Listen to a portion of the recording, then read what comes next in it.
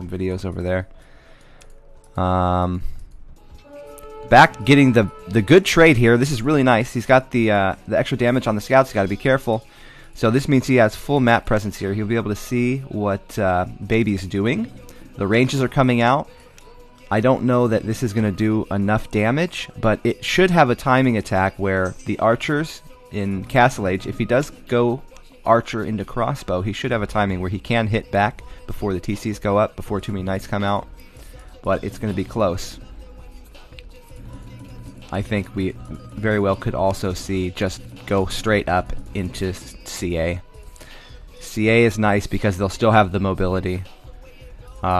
The problem is their timing attack is much slower, so you're pretty much not going to do damage early. The opponent will get his TCs up, will get camels rolling, but after that brief 1 or 2 minute time, you will have a mobility bonus that the crossbow don't bring. Okay, a little cheeky. Idling of the Vills, going up to Blacksmith. Baby's about to click. This is pretty standard, old school Hun build. Going to be up around 21. Oh, actually 1930. Very nice timing here for Baby. Let's see how Back's eco's doing. Pretty similar, maybe slightly behind in the tech of getting to castle, but he will have a vill advantage while upping, so he's going to have a 4 vill advantage while upping, maybe even 5, but he'll be maybe 40 seconds slower, something like that, I would say. Oh wow, only 20. He clicked without doing that extra vill. Okay. I expected him to make 1 more vill there. He should be full walled. We'll be feeling pretty safe. I'd like to see a second stable come up. He can go knights or camels. Once this scouting information comes in and he sees 3 ranges, I expect that he will make another stable. Maybe he will be, especially with that much gold. There's absolutely no way that there's this much on gold for just 1 stable. So it will be coming up. You don't have to make your building until you're... Oh god. Somebody quit? You don't have to make your building until you're halfway up. What happened?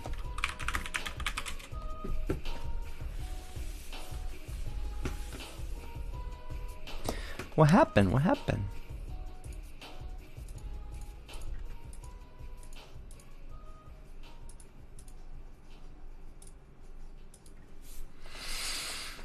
Maybe a restore. So he doesn't need to make his building until he's halfway up to the next age, so he does have some time to make that stable, but it will definitely go down. Probably something like 1 or 2 TC added on in castle, and then camels to defend against the crossbow or CA. Looks to me like Baby's streamlining directly into CA. He's not going for that crossbow timing, which I like, but knowing your opponent's uninterrupted eco and going into knights, it is a bit dangerous because you probably won't get enough crossbow out to kill knights, so your timing window is very, very small to actually do damage. If you are going to go archers into crossbow, you probably would be building them a lot earlier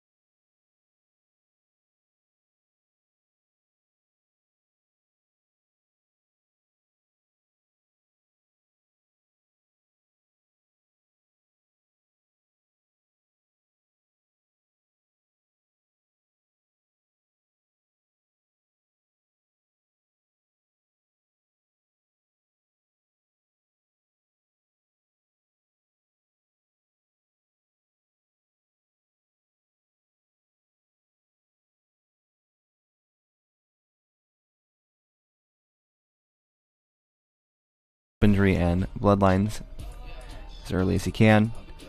He's got to get distance from the camels. Also for back T, he's going to go for husbandry pretty early, I would guess, as well. You want to be able to catch up to the CA. Is that enough on gold? Yeah, it is. That's fine. So the nice thing here for Baby's style is that the CA are wooden gold, so he has this big farm group here, and he only needs 5 per TC to make them keep going. So he's going to be banking food and able to drop the 3rd TC pretty soon, while Back has to use that food for camels. So he's going to find it harder to maintain the veal production and camels at the same time. But his units in these small numbers like this are doing very well, so he will have the stronger army, though it costs him more. Let's see if Baby decides to throw another TC down soon. He could have already done it a while ago, actually. Like to see it out on a gold mine. Not the best base. Really unfortunate for Baby that his golds really are not TCable. Not the south one, at least, and the north one's kind of far. Really, really, really not the best trade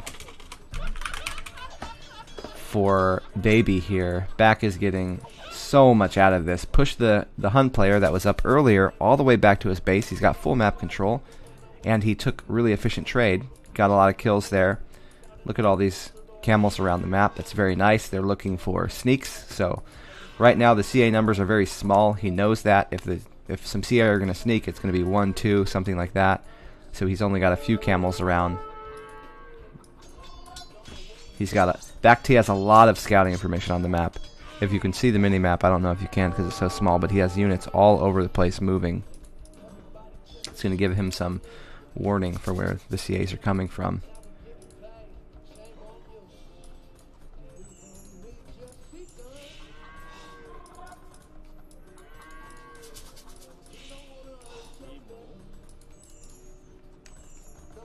Monks coming out. So the monks are nice against the CA because, one, you can keep healing your camels, and the CA are doing, a couple shots here and there, probably not killing camels right away, so you will be running them a lot. Camels are going to try to buy you time, and then also, besides the healing, they can go for the convert, which probably won't get, but it may cause Baby to target the monks, so he could run past the camels or try to move around the camels, and he's targeting monks instead of directly targeting camels, which could give them a... is he gonna trap him? Oh, dude! Beautiful, beautiful. I think he could have got more out of that. That wasn't the best attack there. Still good, though. That was almost really nice. He even brought the Vils around the side to close the gate there. Going for the forward TC on the gold. I think it'd be better over here, but maybe he's protecting the hill. CA numbers are getting up there. Now he's able to kite a bit. Back doesn't have +2 armor yet. It is in the works, so it is coming. Oh, dude. Great, great. So this is a big thing when you're playing a melee unit against a archer unit. You want to walk on top of the enemy. Don't just attack them. You want to walk on top of them. While both units, even though you're not on the same team, while both units are moving, they will walk on top of each other. So as you're fighting archers, as long as they're moving, you want to be getting the best possible surround you can. Once they stop, you can stop. So that was really good. He did still have to run, but he got 4 free CA and bought himself more time. The more time he can buy himself, the better. He's now on 4 TC. He's going for that heavy eco. More monks out for the healing. Look at that. Look at that. That's really beautiful play here. Good micro from Back. Sending those units back in. Getting the heals. When his units get low, he runs. Don't know about this. A bit questionable fight here. He is still just buying time, though. You kind of expect to take a bit of military damage. And he's buying time for his Vil boom.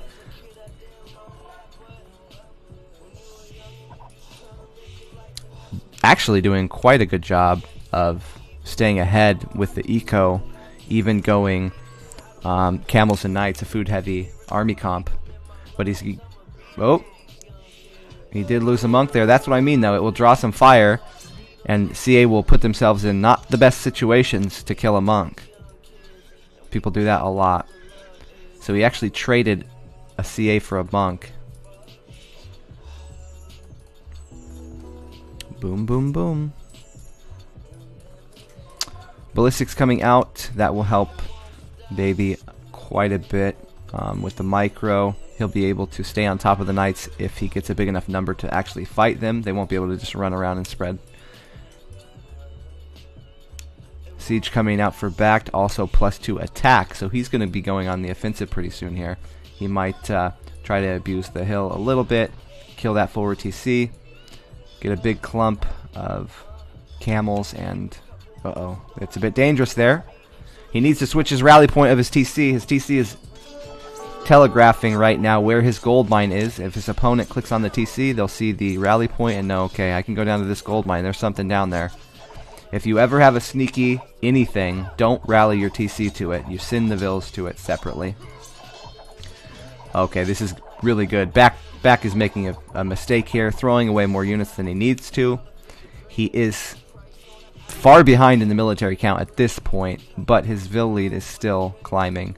Wow, what is this? The Great Migration? These Chinese players, man, they love doing this style. By the time they get to 3 TC, they're about ready to start thinking forward castles. And then we watched quite a few games with Yo and Vivi and Lix earlier. This was how they played every game, no matter what civ it was. Halfway through castle, when you're thinking about transitioning to imp, you go for a forward hill on your opponent. It'll help you with your trebs. They try to deny some gold, something like that. It also puts a place that your opponent has to attack, so it kind of defends your base too, because now if you're having a siege war, he's dropping the castle here, so dropping your castle before your opponent means you're the one not taking any idle time, which is really great. Why is this not working? Thank you for the... Let me fix this. Thank you for the host, Willis. Don't know why that didn't show in game. Oh, my chat bridge is off. That's why. I was feeling a bit lonely. Hey guys. Hey Joe.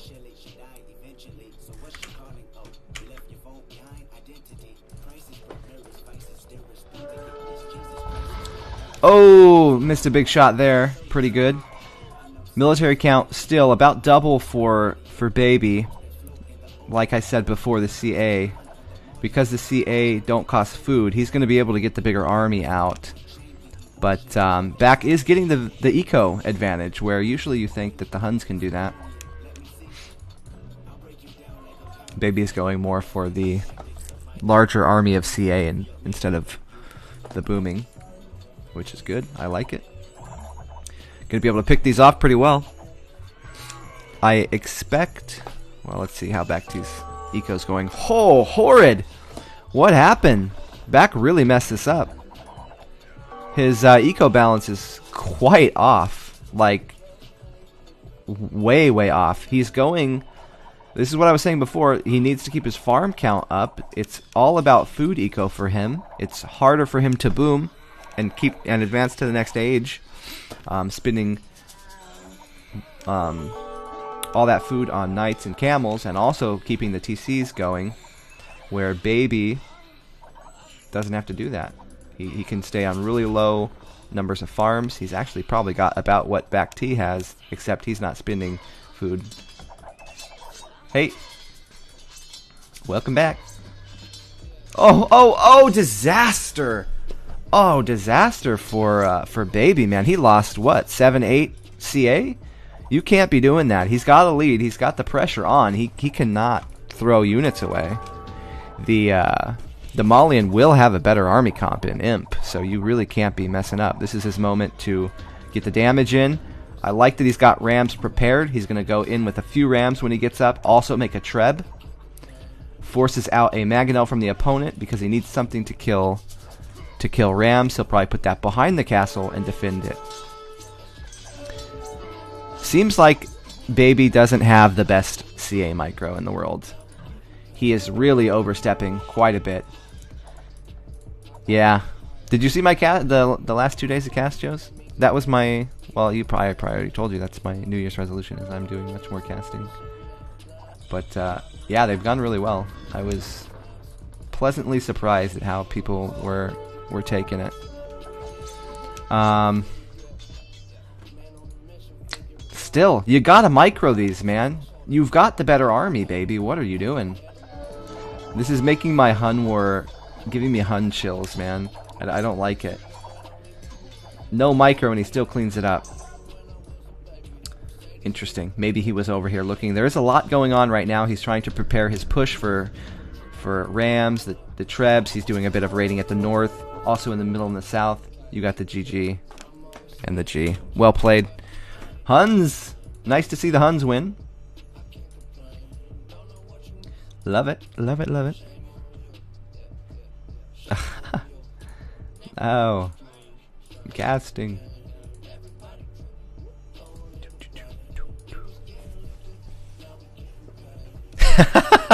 Yeah, 2K3 casting should qualify. I agree, man.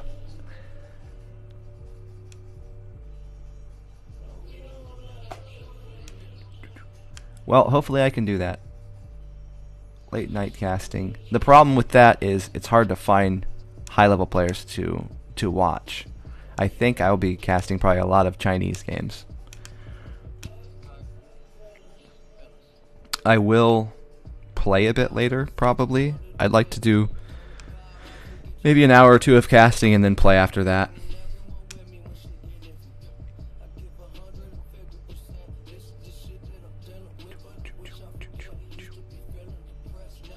So Baby taking the game off back. I would not have expected that. I would expect back to be winning that handily. But when you're playing random Civ, it's a bit different. Thanks, man. Yeah, hopefully that's what I can bring to the casting, because usually the way I see casters doing it, it's really hyping up stuff, and I don't know, it seems weird to me. That the person I like watching a cast, if I'm going to watch one, which I never really do, is Nilly, and I think that's probably why, because he casts like how I would think you should be casting, right? You're talking more in depth about the build order, the timings, the unit comps, and not so much just overhyping stuff that doesn't really matter, like a mistake in a wall or something like that, or a bad micro fight, like kind of how Mem does it, which is still exciting, but it's definitely a different style. Dude, there's something about mangonels, man. When you see those big bada booms come out, it gets ya. It gets my blood pumping. Yeah, exactly. That's kind of what I'm hoping for here.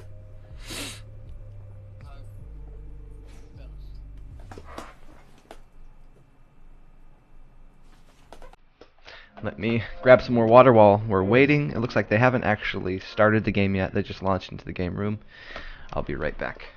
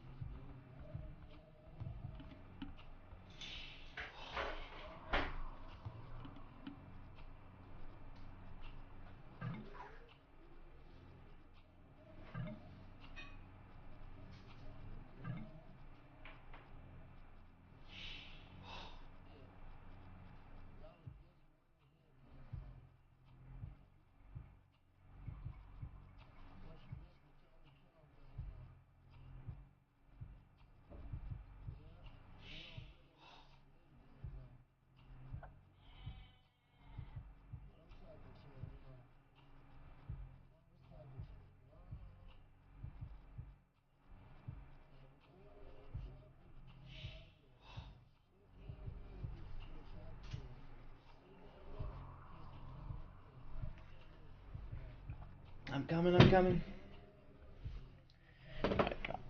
Glass of wine, glass of water. Ready to go. Let's go in. Early deer for back T. That's really, really nice.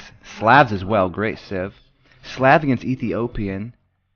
Baby's got Ethiopian. It seems like they are going random, but these are all top civs, so they could also be picking. I wouldn't be surprised if they said it was draft. But, yeah, it seems to be random. Not a bad base for back, not at all. He does have back stone, back gold pretty far. Actually, this is... Wow, he can really just stay in the west corner here, build backwards to the back of the map, stay very safe, and this stuff... Wow, he's got such a great map. Baby, on the other hand, back gold, not too bad. His wood is exposed, it's forward. This is a really bad sign for him. Anytime you have both your stones together, you gotta be extra careful about that. You have to scout in front of them, make sure that you're not getting forwarded there. Once they take you completely off stone, they can just push towers slowly across the map, and there's not a whole lot you can really do. Going for 4 on wood, baby. He could be doing a Drush. Ethiopian does have a nice Drush FC. Their archers are better, so streamlining into that archer build is great. It's very hard to go archers right away in feudal. It's better if you're going to do that to either open man-at-arms or go Drush FC for the crossbow. Perfect strat choice for the civ, but the map doesn't really call for it. So I'd expect to see man-at-arms first, even though Drush FC might be the strongest for the civ. Back has got to be feeling pretty safe. He's got to watch up here. But everything's real close, which is nice as well. So he does have villagers that he can pull off different resources if he needs them, if he's panicking. House is out here a bit. See, this is something I would do, and I think it's wrong. I think if you were looking at a better level player, they would have made the house like here. Made a house and barracks far enough away where it would protect his woodline from ranged. Like someone like Hart would probably make that here because he's thinking about walls. So out here, and then you build them out a bit. A wall up here. Kind of hard to wall this map though. And if you're going to go forward, I don't think you should really put too much thought into the walls. Just make sure your build's good, and then make sure your forward push is strong. This is a bit scary. If you don't do loom, you have to be very careful with your villagers early on. Again, he should be quick walling this. Wow, maybe they're playing no lame. The nice thing about going 4 to the wood line when you're not doing loom is that you can have 2 vills on each side protecting each other, because 1 vill will die to the scout. Okay, I like it. The wall will be finished.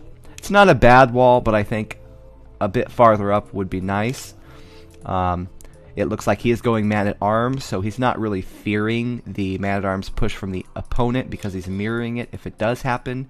Also, he's against Slavs that I don't think usually you see man-at-arms. I think they like to gear in towards that scout. Oh, I forgot. I gotta make sure I put the chat bridge back on between games. The Slavs will gear towards scout meta because they're gonna get the farms, right? So when you're doing scouts, the first thing you do in feudal is trying to get to that 12-14 farm range, which is just perfect for Slav because they get the bonus on the farms.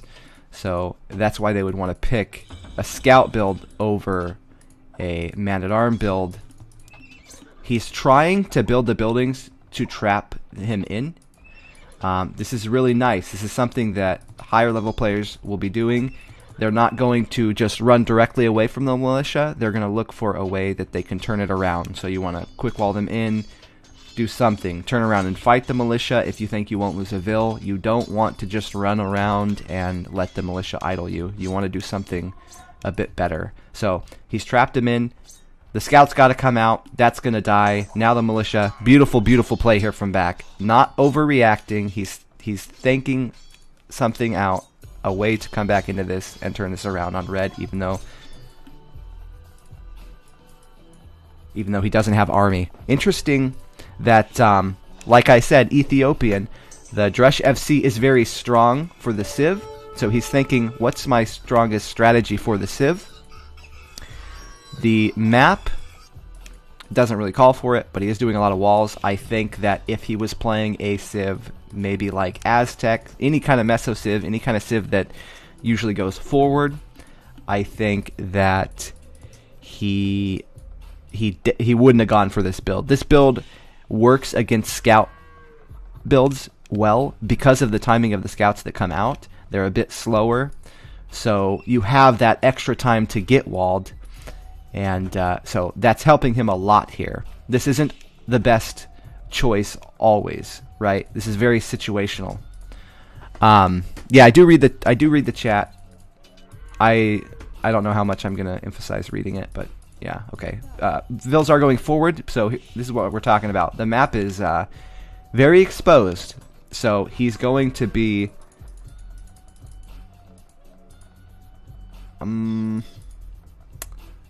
he can go to the other wood lines, but he's just staying on one lumber camp. This could be...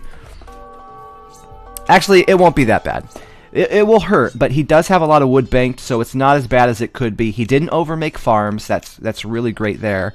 He only made 5 farms, so he does have that extra wood saved up to make those lumber camps, but it's going to slow him down, right? He wants to be making ranges right now. He does not want to be making lumber camps, so he's got to spend 100 wood on another lumber camp, maybe 200, and then also he's got idle time, so this is that's going to hurt him a lot, and that's what I was thinking earlier, that the map doesn't really call for this build. It calls for a more aggressive build, even though you don't really want to do it. I'd like to see a gate, a long gate there. Elongate. Ooh, 5 on stone. I like it. This is a good strategy if you are playing as scouts against a Drush FC. Once you identify that you are against a Drush fast castle and not a Drush into range tech, you want to get on stone and you want to be towering your opponent, because just like this timing is showing you, it will delay them quite a bit, and if you don't do damage, right, the Civ has all the bonuses in the world for the Drush fast castle meta. You want to keep an eye out for any diagonal. This is what's going on here. Backed found a diagonal spot in the wall, and with towers, if you build it here, you can hop Vils over. So immediately it causes a reaction from Baby. He knows this. He's a good player. He knows that he's got to protect his diagonal spots and even stone. He doesn't want these towers to keep coming through. I'd expect he's gonna mass some archers here and go for a sneak. That's the other good thing about going on stone. If you're the scout player, you can have towers in your base to defend you from that archer counterattack that will inevitably come. Stone walls, I like that. It's going to be a lot harder to come through that wall. I think I would be somebody who would just make palisade or a house behind it, and eventually it would get broken through. The stone wall really makes them think twice about how much time they're going to spend on attacking you there. Lucky that he has a wood pile, though. It will get towered. He's already made a tower. He doesn't have any stone. Like we said before, his 2 stones are in a really bad spot together. So the towers, they're not stopping. The towers are not stopping, and if you don't get your archers out on the map somewhere, he's going to take you completely off wood. This is really great showing of how to deal with a Drush fast castle, especially going scouts, because Drush FC is really hard to deal with when you're going scout build, like I said, because of the later attack timing with the scouts. The archers, he's put in a weird spot because he wants to have the archers out on the map to keep these towers from stopping, but he also doesn't want his opponent to know his archer numbers. He wants to be able to get crossbows out and do a raid, a counterattack, without his opponent making a bunch of towers or walls at home. So it looks to me like this is gonna hurt. This is gonna hurt. Backed is quite a bit ahead in the Vil count. The tech advantage, obviously he's behind. He's going to be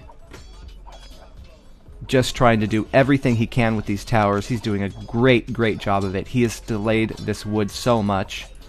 Thank you, man. Yep, we're starting to do casting now. As of New Year's. So this is my second day of casting. Good walls. Like I said before, if he builds back, if back builds back, it will be great for him because he can defend these spots so well. 2 extra mines in here. Got his main one. What a great base to deal with this Drush FC, and he's playing it perfectly. This is exactly what you want to do. It's really nice to see how experts attack the different strategies. So it's all about timings, right? He had to hit that wood, and that wood snowballed his attack all the way through and delayed the archers. It's now 20 minutes. After 20 minutes, and the Drush FC hasn't hit him yet. It's just now hitting. If he hadn't put the towers out, these archers would have been twice as many, if not more, and they would have hit faster. So he's bought himself tons of time. He's now dancing with skirms, really great. He's staying on the hill, running back and forth. He doesn't want to fight. You notice he didn't attack the archers. All he's doing is he's running sideways from wherever their line of fire is, so that he's dodging arrows and delaying as much as possible. Delay, delay, delay. He's got a Vil lead. All he has to do is not take damage, and he should be ahead of the game. He does need a re-wall. He could do a line wall, a gate here. I think that's what we'll see from him. Unless he brings the skirms back around. I'm honestly kind of surprised he didn't go for the armor. Armor is so important for skirms. He does go straight for the +2, so maybe with some good micro he can get these in. Really nice. Really nice. Especially going against Ethiopian crossbow. They're attacking faster, so it's really difficult to win skirms versus archers against Ethiopian when you don't have your armor, but he's doing it. Armor coming in now, elite skirm coming in now. He's got a strong counter to the Ethiopian. Ethiopian's not really going to be able to go to knights too fast, so we're going to see the forward siege workshop coming out. Might be too slow though. Back might be able to get enough skirms out. Also, with the farm bonus, with Slavs, he can start adding knights on, so he'll be going knights with skirms as a good combo to kill the crossbow and the mangonel from Baby. But I do think that they're both playing it how they should be playing it. I don't think any player's making a mistake here. I think we're just seeing the Civ bonuses mixed with the different strategy choices playing out as they are expected to.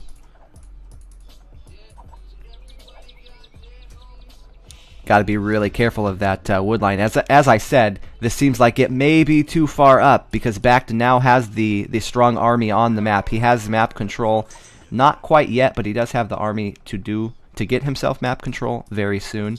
So, Baby, back to this siege workshop up. I think, I mean, it's risky, right? If he got it forward, it could be better for him, but if he lost that, that's going to severely slow down his counterplay to the skirm. So I think this was the safe option, and I think it was the right one in this case, though he could have done some heavy micro. I think a better micro player would have stayed and gone forward with that siege workshop and could have made it work.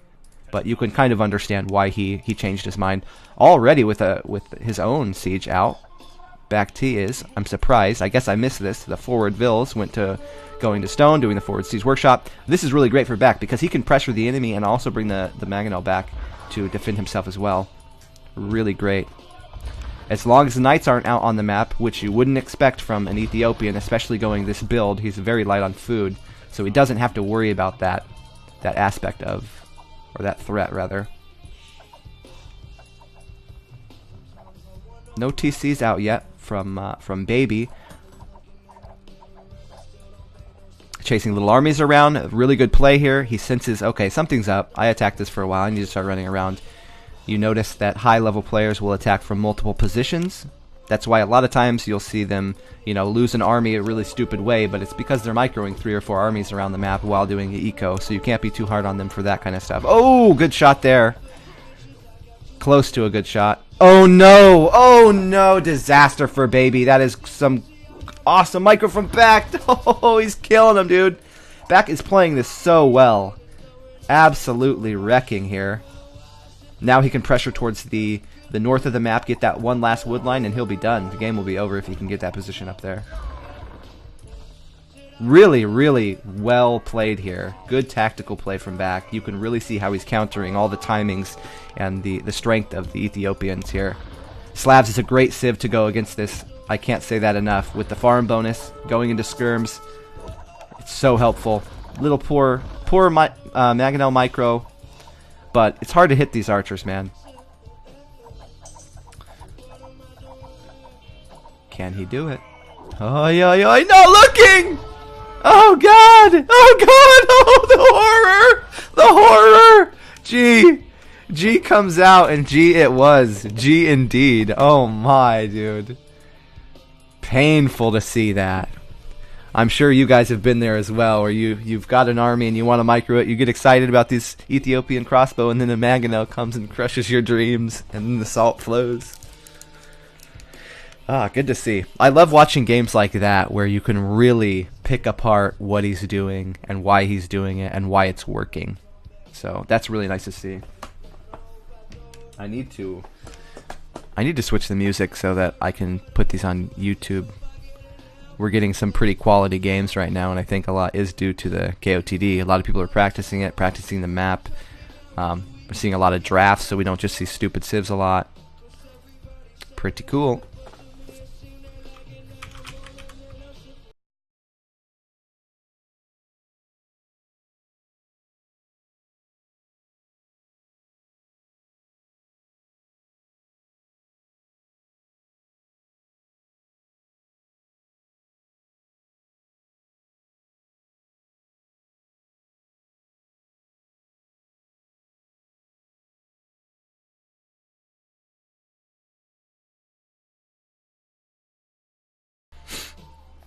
It's going to be weird. I don't know why my wife scheduled me a doctor's appointment so early, but I'm going to show up with, like, wine breath. It's going to be hard to explain to the doctor, no, I've actually been awake all night playing video games and drinking wine. I'm not weird, I promise. Show up at 8 a.m.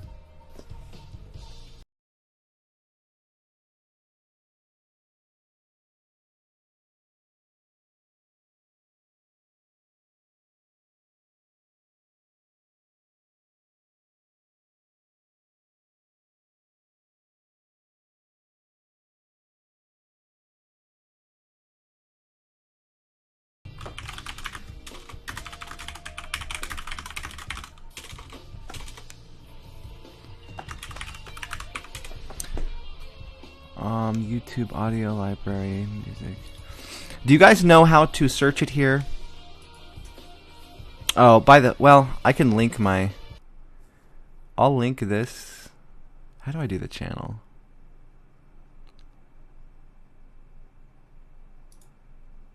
Is that how I want to link it? Maybe I should do it later. I'll do it later. There's no videos anyways. Does anybody know how to get to the music that is not copywritten? I'd like to put that on, that way I can start getting content to go up on YouTube. I am now going to start doing that.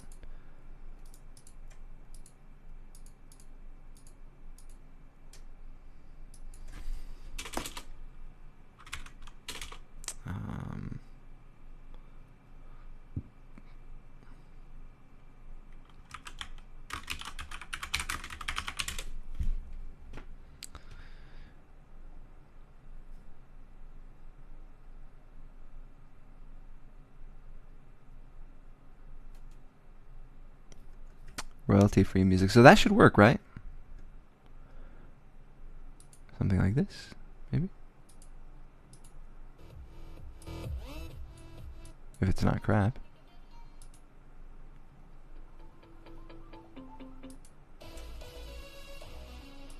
Meh. You're getting a solid meh from me, bruh.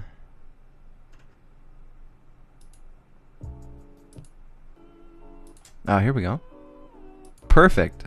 This is chill.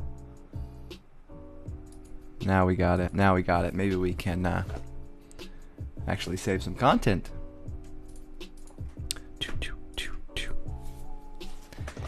Yeah, I'm starting to see that. Although this is chill. I don't mind this at all. This is, you can drink some wine and watch some video games to this for sure.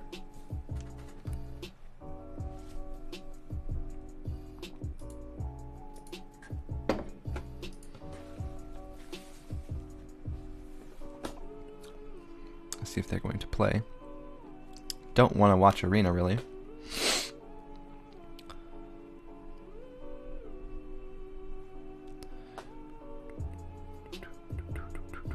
We are going to see Arena.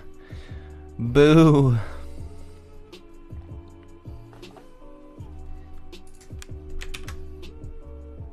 Whoops.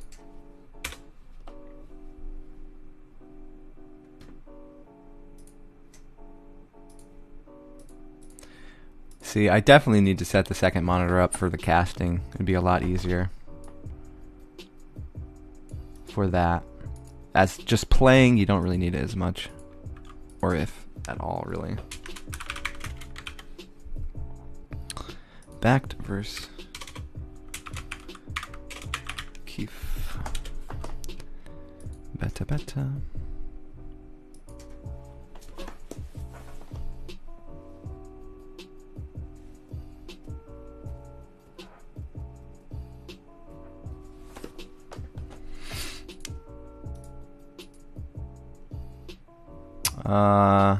It's an i7, 4 gigahertz. So I think it's a 970 graphics card.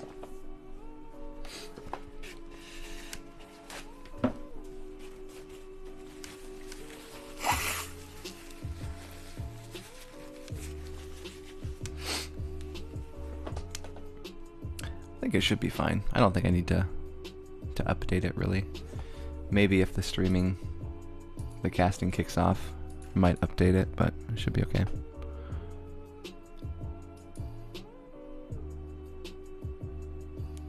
I don't use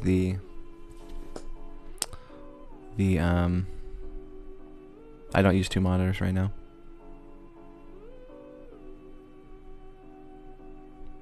Yeah, he might think that's what I'm saying. He might think I'm an alcoholic. I mean, don't get me wrong. I like to drink. I don't think I'm an alcoholic though. But that's exactly what I'd say if I was. Blast.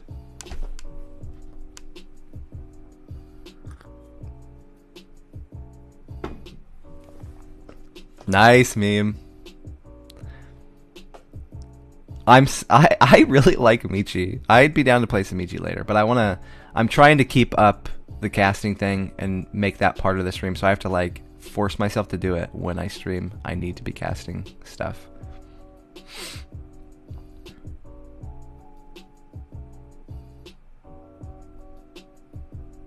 Yeah. Well, this is going to be a good year. Last year was literally the worst year of my life, so this year I'm feeling great about it. It's going to be so good. Let's put the chat back in.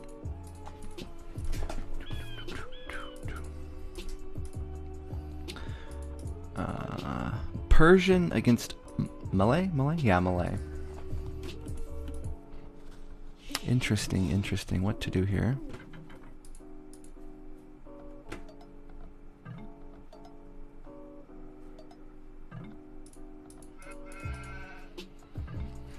How is this going to play out? Persian should... I mean... I would think they'd have a better boom, even though Malay does have the faster uptime, so they get about 2 vils per age. But Persians are always making vils faster, so if they're getting a bunch of TCs going, they should be good. Oh, I don't know. It's I don't know. It's a few years old. I got it as it's probably like 5 years old, and then I got it as a refurbished because I'm cheap. But it's been working all right now. It's never worked the same after I tried to upgrade to Windows 10. But yeah. Castle Age Monk Rush. Okay, yeah, so I think that will be... I agree. I think if we're going to see something, we'll be seeing Malay doing something fast. They'll be trying to pressure. I don't think Malay wants to go lay imp against Persian. Persian can go camels. They can go better elephants. They can go Haub. Persians have a lot of good options in imp that I think would counter Malay quite well. So I think we will see aggression from Keef. Maybe something like start... I don't know. I'm such a noob with Arena. This is really... Like Arabia, I can explain the strats and timings and stuff, but this is much... Oh. Interesting. Interesting. Okay, so you guys see what he did there? It looked like a misclick, but if it was me, I would have grabbed a sheep and put it in the gate. What Back did was he walked up into the gate so that the boar could come... Yeah, well, there you go. I think my way would be better. So he walked up into the gate so that the gate's open and then let the boar come into the gate. The problem there is it gets you attacked. You do have to take a shot, which means loom. You're going to need loom or a sheep here to defend it. So it might work. It's a cool idea, but you're playing Arena. You have your sheep. Why not just put them in the gate? I don't know. Everybody makes mistakes. Right. Yeah, I get that, Tony. I think that's the problem here with doing what he did. It would work with loom, but in Arena you're usually not doing loom, so I just think he should have used a sheep. He tried to get too fancy. Wow. What a hacker base, dude. Hack and a half. 2 back golds, and look at all this wood. He could leave this base, retreat, boom over here. Back would push through the space like, what the heck? Where? They're noobers, dude! Sorry, but if you're both going to lose Vills without doing loom, just do loom. Stop trying to do your friggin' fancy builds. This is what I tell, like, 1600 players when they're learning. If you're going to lose the Vill, it's not worth your frickin' build that you copied from Leary, right? It's just not worth it, man. He's going to lose 2, maybe. Whew. Boy, oh boy. Alright, well... what can you really say? What can you really say?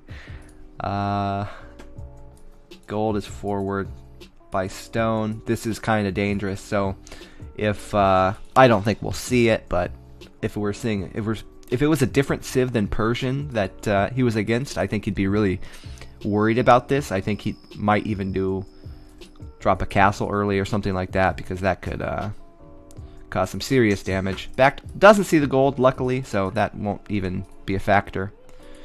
Pushing the deer. Good. I don't know why you... I don't know. I guess I don't know about Arena enough. This seems so odd to me, why you would go farms when you have deer. In my Arabia brain, I would push the deer, and then in feudal I would get my farm upgrade and then make the farms, and that way you get an extra 100 food on each farm. This is definitely not that, and I don't know. Farms faster for FC, yeah, but I guess, I mean, why not push the deer and then do farms after, though? I get it. If you're going straight FC, it's fine to do the farms. It's going to happen. One little pet peeve, though, that I have about houses. Make your houses 3 tiles from the TC. A lot of you guys, you're using grid mod, I hope. If not, then maybe you have to eyeball it a bit better. But you need to make this farther away so you can make your darn farm. Back T going for the trush. Okay. Noober Boober. Pretty fortunate, actually, that his gold is there. Wow. Wow. Luck. Sheer luck. Trushing the main gold without even realizing it. So, this is pretty lame, in my opinion. If you're going to play Arena, play Arena. It's like seeing people rush on BF. Like, why play a noob map that's designed so that you don't have to play in Feudal and Dark Age harassment and then go for a Trush. What's the point? Do you care about winning so much? Just play Arabia then if you're going to do this stuff. I just don't get it.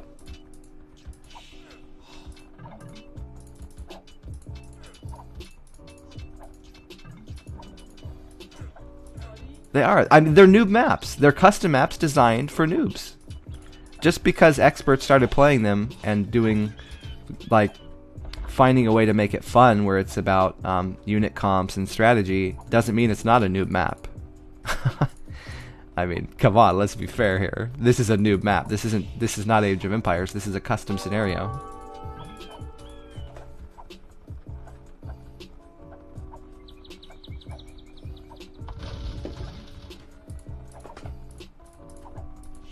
The range is for archers to go into the towers.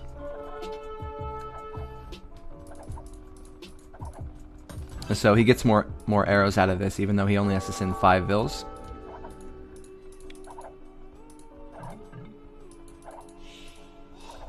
Oh my god. That bug is bugging me, dude. What the F? Really well played there by Keith. Sneaking the villain, locking this dude down, and then, hey, walls don't exist. Come on. I would be Assault Factory right now if I was Keith. I might have resigned. Because you're not even playing the game anymore. The game, the rules of the game is a lie. You've been lied to, sir. It's not your fault. Quit the game, call this guy a noob trusher, and say that the game is hacking for him. That's all you gotta do. Easy. Throw some good insults in there. Tell him he lags as well.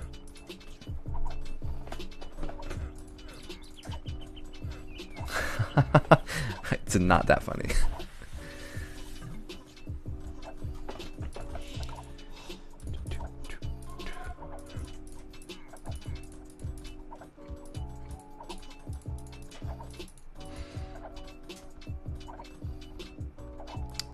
I don't want to be here anymore. I'm gonna have to like do something in my brain when casting games like this, because these kind of games is why I never wanted to get into casting, because this is so uninteresting to me that I can't even like talk about it. Ugh. Yeah, I guess I'll just pretend it's Arabia and he's stonewalled. So really lucky for Keith actually that he has these back golds. He could absolutely go to those and be fine. He's still trying to defend. I think he should just back up though.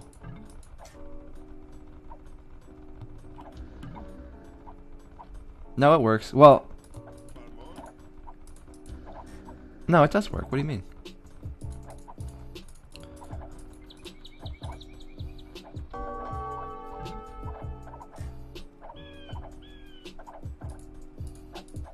Yeah, well, I thought it was going to be Arabia. But Keith came in.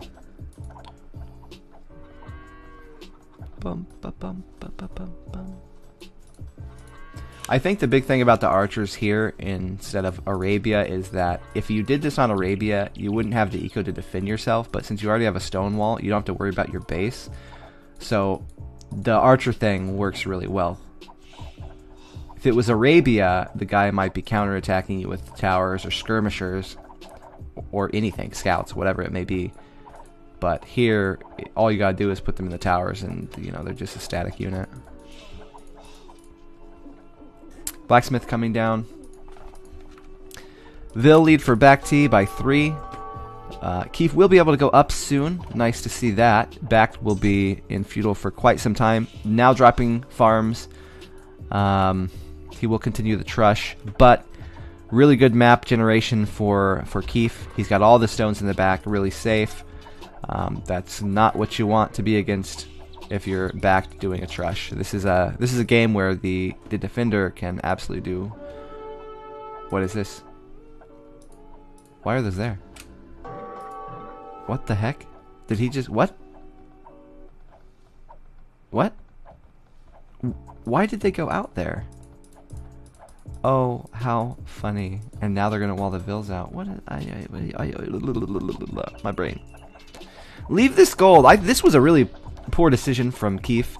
He knows he had gold safe. There's no reason to fight over this gold. You just fight over the stone if you want, but you can make a tower to defend yourself and then go back to the back gold that's safe.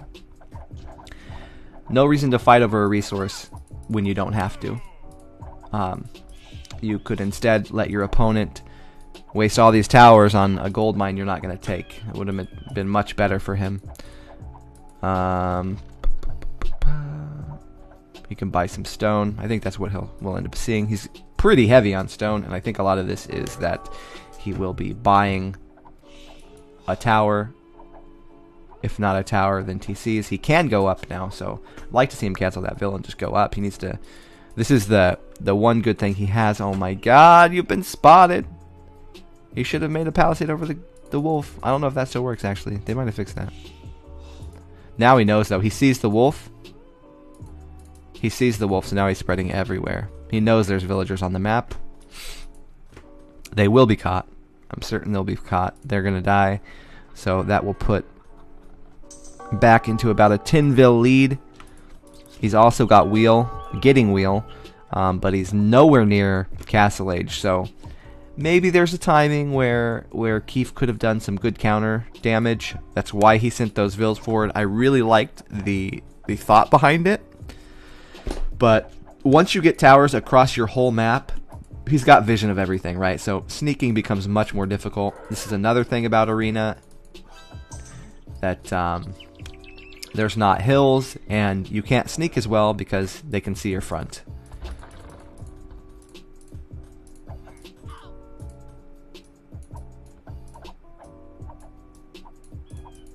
I like to see back just wall them in. Towers will do well, though. Just keep towering. Just keep towering. Just keep towering. He's got the stones from his opponent, so he knows there's not going to be a castle drop. That would be the best option for Keefe, would be to drop a castle on some of these towers and clear out one of his resources. But he can't do that, so now he's got to think what to do. Siege? I guess siege.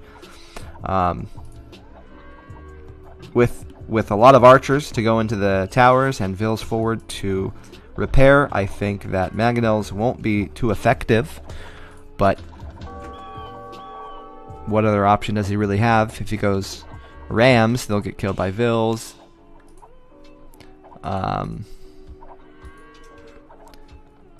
Like him to buy a TC. Okay, he did. He bought 2 TCs. Okay, this is where I think he should be heading. Get boomed. He knows his opponent's not even castle yet, so he has some time to get that villager count back up, and that's really his only option. No kind of aggression is going to work here with this many towers around. Problem will be in castle. I expect to see Backed actually upgrading to guard towers if they're still alive. And then, I mean, he can boom behind it. He can drop a castle. Let's see what his stone is on. He's going to up. By the time he ups, he absolutely could afford a castle if he puts 1 or 2 more vills on stone. Might just buy it. Does he have a market yet? No market. But he does have the wood to make the market. So we could either see TCs. He's floating a lot of wood and stone. So he's either going to go TCs and boom out of this, or he's going to do a forward castle. Maybe dependent on how well the towers are doing. If the towers are keeping the opponent down, locked down into his base, castle's not needed as much. If he starts to feel like Keefe is making progress here, is pushing these towers out, maybe a forward castle will come down just to make sure he can't get out of his base, and then you can boom behind that. Or even just go straight up to Imp and then start trebbing him out of his hole.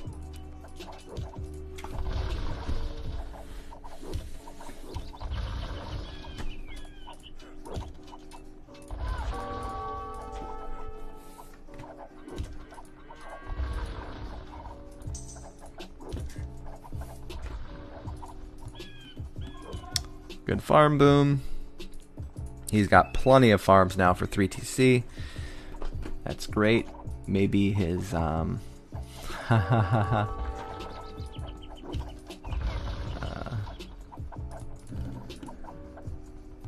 Scout out is there. Too stable. Okay, well, Back is not doing either option I suggested. He's going for some scouts. If he does open the hole, which he just did, makes sense. He wants to go in, kill those mangonels, stop their progression forward, and then he can boom behind it. I'd expect to see a TCs coming out too. A TC or 2 TC. But I'm an idiot. I have no idea what I'm talking about when it comes to Arena. Siege Workshop and University. University to upgrade maybe Ballistic, maybe Guard Tower, and then Siege Workshop to get the Mangonels out. It will defend against any kind of ram push on the towers, and also they can trade Mangonels down. He is still continuing the tower rush. My god. Once it starts, it doesn't stop.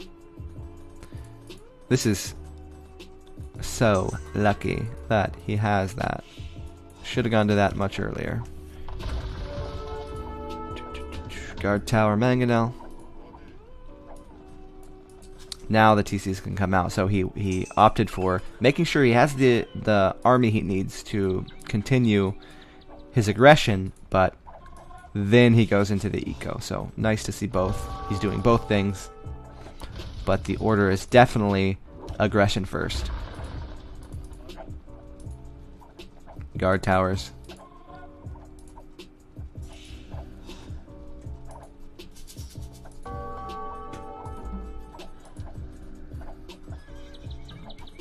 Guard towers need a range nerf, I think.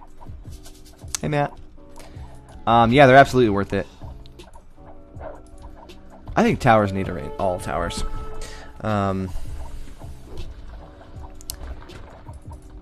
10 range. Mangonel's only shooting 7 range, so not only can he kill the Mangonel with the guard towers, but he can kill the Vills repairing the Mangonel, which is really nice. I think this is just going to be a slow push here. I don't know that Keith will be able to break out of his shell. He does have a 10 Vil lead, but he's got no army. Yeah. Towers are bullshit. I would have much preferred to see him, like a unit combo game here for Arena. I think that's what you want it to be. You don't want to see trushing. But see how he's got 5 Vils, or excuse me, 4 archers in each tower. So these are basically like castles, right? They're 1500 HP castles. So strong. He also, I believe, got ballistic. Castle coming down. I don't really know about that. I think he could have easily pressured it a bit farther. I think I would have done it here. Let's see the map. Let's see his intel here. That's safe. That's not getting back. He's making house walls here. He's probably not going to come out this angle. But this, you can kill his market, so he can't abuse that anymore. And there's farms there, so if he puts a castle here, he can also deny farms, perhaps wood. Not too sure. These 2 buildings, the enemy probably doesn't want to delete these buildings to come out and attack your vills. So, I mean, that's another way. You are doing it by a blocked spot. What? Fuck off. You're rude. Castle coming down for Keith. Now it's going to be a race to Imperial. Keith does have a pretty significant Vil lead at this point. It's doing very well. I think that his unit comp isn't as strong as Persian's in Imp, but if he does get to Trebs first, he goes maybe Onagers, Trebs, monks behind it. He can push these castles off his base.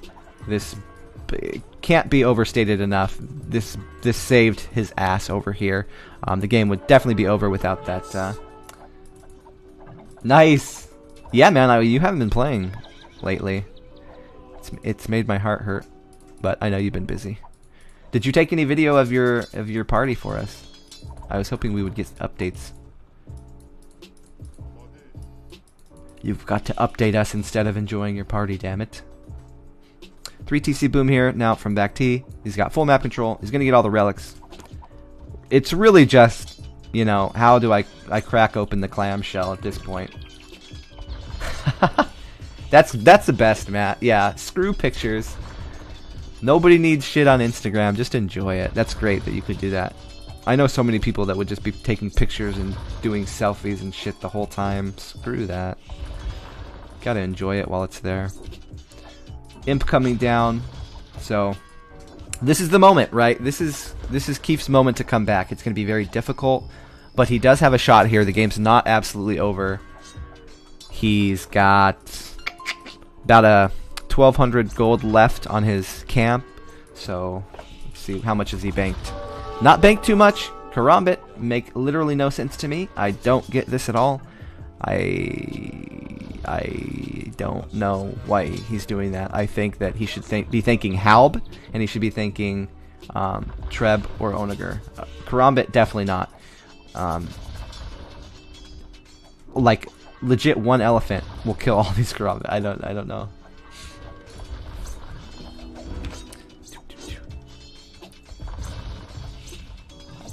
Matt lives near everything. The world is much smaller for Matt than everybody else. Treb's coming down. Good. Good. Backed, already got Trebs out too.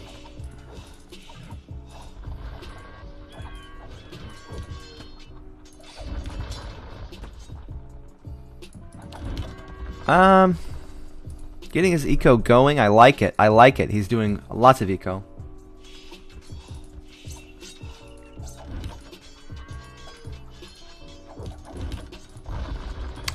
Good micro from back there. Solid. Might even trade two. 2 for 1? Can he do it? Oh. That was pathetic. No, he still did it. With no micro whatsoever. Oh my god. Lucky duck. Okay, castle going down. Here we go. Come on, Keefe. Come on, Keefe. Let's do this. Dude, Matt, you should check out the last 2 days of casting. My New Year's resolution was to do a lot of casting this year and move more towards that than playing. I know it's me, so I might not move too far towards that, but I'm gonna try. I'm gonna get a YouTube channel going and start doing that stuff more seriously. Hopefully we can get more Arabia games after this, though. It's kind of hard to speak about the tactics they're using when I'm pretty ignorant to arena meta, so I don't want to steer people wrong. Dude, we're going big. I know you will. Thank you, man. Like, oh god. Dude, go back and watch one of my casts, any of them. I think it's been doing pretty well. I'm happy with it so far. What will back switch to, though? Bombard cannon. A solid meh for me on the bombard cannon. It will. I think he should be thinking of hand cannoneer. The Malay will be going Karambit or Halb. I don't like the Karambit choice at all. I really don't like it. It's such a waste. He's not going to get anything out of this. He could have already been into Pikeman, if not Halbtech. Maybe he just wanted something on the map. That I get that aspect of it. You want some unit. And he had a castle up, so if he went into barracks a little earlier, it would have delayed his boom. So he is able to boom. It streamline his boom for sure. But the unit is pretty useless. Not going to do a whole lot. Getting picked off easily here by 0 upgraded units. Range coming out, and I think that will... I think this means hand can. Yeah, here we go. So back is going to pick the unit choice I would think would be the strongest. Let's see. What can Malay do? What do you guys think? You think he'll go... I feel like Onager would be good, but actually, this is a unit that... This is good for me to watch these games sometimes, because I underuse Bombard Cannon, and Bombard Cannon will do 2 things. They'll counter the hand cannoneers, kind of like a Mangano would, just not quite as strong, but they'll also counter... Trebs from the opponent, and of course their mirror, the bombard cannon. So it's pretty good. Pretty good. I like that. And then you don't have to upgrade to Onager. So actually, I think this is actually a better choice. I'm with him now. It took me a while, but I'm here. Halbs and Bombard Cannon. Can he make a push? It's actually even in Vil count now, but while it's even, I think that Keith actually has mined much more resources. He did have that that Vil advantage for most of the game. He went faster to booming instead of into the aggressive play, and rightly so, because he had so many towers around his base that if he was going mangonels or rams, it would be really inefficient. So there's not really a good reason to push there with the back's gold. So this is looking good. I like the tactical choices he's been making so far.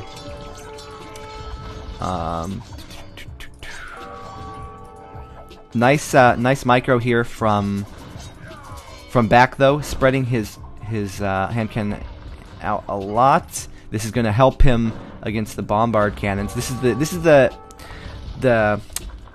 the weaker aspect of the bombard cannon in terms of that versus the Onagers, because the Onagers have a wider AoE effect, right? So even spreading, it's not going to be super efficient to fight them with hand cannoneers, but with just bombard cannon it will be. So he can still maintain this hand cannoneer army and kill the Halbs. I'd like to see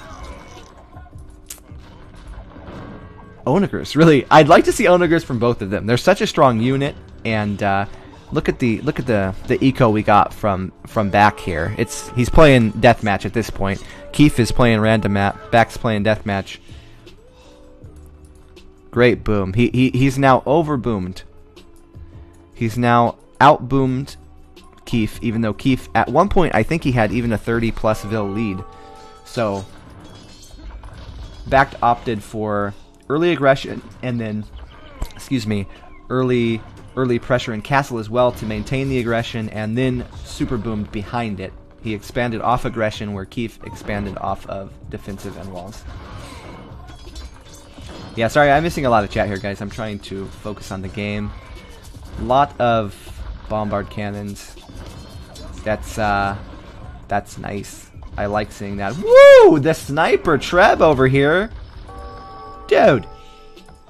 Oh! What? What kind of Trebs has he got? Oh my god. Dude, Back is hacking. Oh! Did we just see like 7 in a row perfect shots by these Trebs? Whoa! Wait, is there legit a bonus for Persians?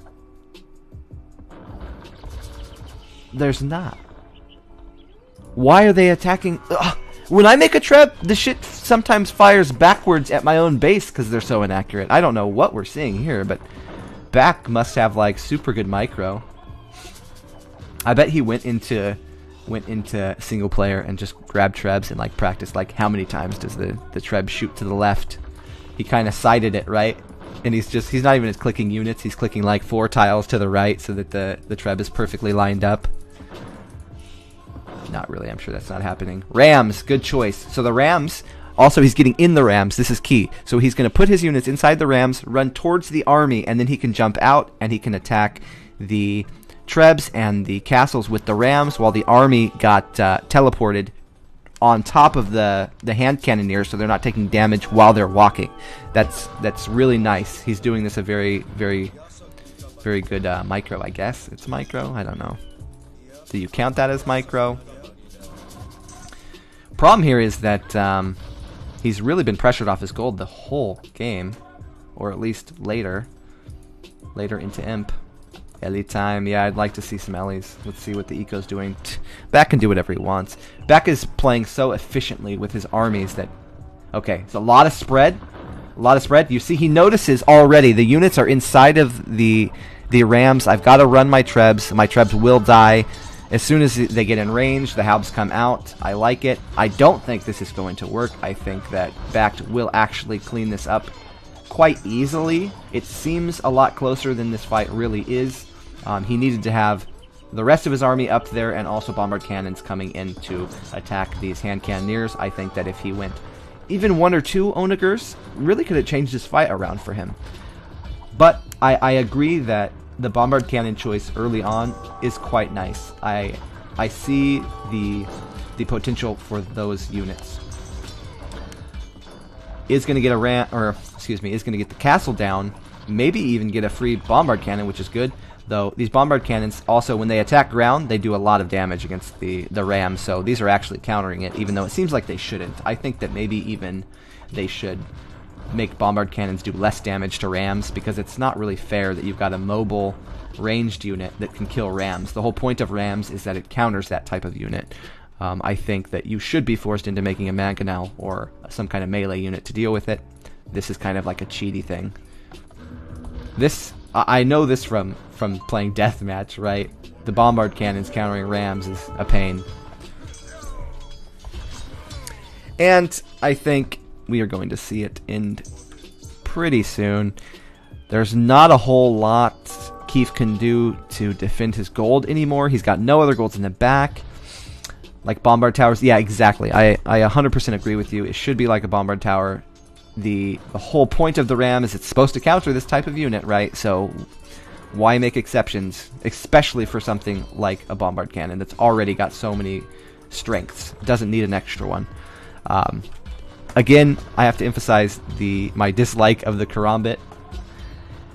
I love karambits, but on this map, the gold should be spent on onagers, or even go skirm. Make a group of skirm. You have to micro, of course. You got to run the skirm at the hand cannoneer, hit them one at a time, do the work, do the micro, and then you can do something else. Karambits, well, fighting in low numbers, they do have a big advantage here, but it shouldn't pay off in the long run. Very good micro. If you guys didn't notice that, he ran between the two trees. He's limiting the amount of surface area that the karambits can actually hit. Very good. Very good.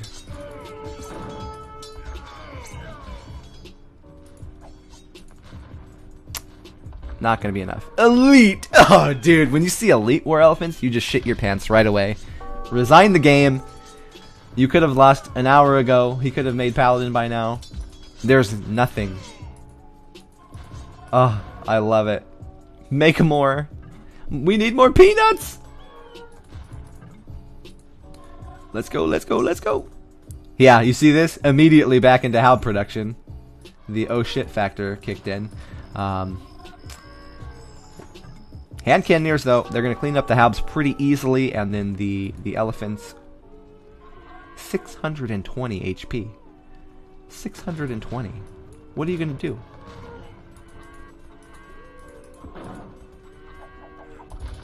Wants to get the elephants up there as the meat shield. That's the other thing about the elephants. They're so big and tanky. They're the best meat shield in the game, probably, other than maybe a ram. But I think elephants would be better than rams even.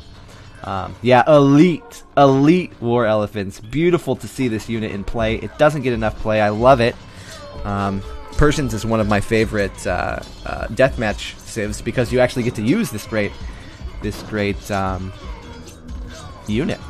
Kind of like Teutonic Knights. I think they need a Teutonic Knight revamp. I think they should make them a bit faster or something. They got to give them something, because it's like, that was my favorite unique unit. It looks so cool and badass, and then you never get to use it. Although, it does do some crazy-ass damage against Mameluk. That's always funny to see. Yeah, there's not a whole lot he can do. He's missed his window. Bakti has mined out Keith's gold. He's got all that extra resource that he can put into elephants now. And Keith's left to Halbs and skirms, and he's not making skirms. He kind of just decided not to address the ranged unit part of Bakti's comp, and it's really biting him in the ass here. He spent a lot on bombard cannons, and they could have worked really well. There was potential, but some good target firing with Bak's trebs. Actually, again, they were way more accurate than normally they would be. I'm sure Keith did not expect to lose that many to trebs. So, maybe that's part of it. Be faster? Yeah, exactly. They should definitely be faster. I mean, I can't think of what else they really need, right? They're such a great unit. It's just the speed. I don't think they should be fast like a Woad Raider or something like that, because then they'd be OP. But just a little bit of speed, right? Make them, like, as fast as an elephant or something. Even then, it would be maybe too slow. Not the best micro here, but okay, I see what he's doing. Instead of going to attack the halbs, he opted for attacking the monks, which means the elephants won't get converted. So it's like, would I rather have the halbs die that are killing my elephants, or would I rather have the opponent with 4 elephants? So he went for the killing the monks. I like it. And now he can go into killing halbs. And there were so many elephants anyways that he can really just patrol through at this point. Might even see a few light cav mixed in just to run past and get the monks. Probably not super needed at this point. Let's see. None are coming out. He also has 5 relics. I mean, so you get so much advantage from that early pressure. I think, yeah. Back's even taking his other gold. The end is near. Look at the KDA. Almost 450 kills and 150 losses for the Persian player. Kind of what you'd think would happen. Like I said, they do have a better imp unit comp. Good try, though. I mean, really well played by Keith. He played towards a win condition that actually existed. You know, boom, get up to faster, and then try to push out. Some things hurt him a bit. He did sneak some vills over here early on in Castle Age. He really wanted to do some counter damage, and if he was able to start his push at that point, I think he could possibly have won, because he did have about a 30 vill lead at that point, but he was pushed down into his little shell. So well played by Beck keeping him in there. But I don't think it was bad play by Keith. I think he tried. He played to a win condition. He made a few mistakes. He should have gone to his back golds faster. But, you know, that's all hindsight, right? GG, GG. Discord for 3.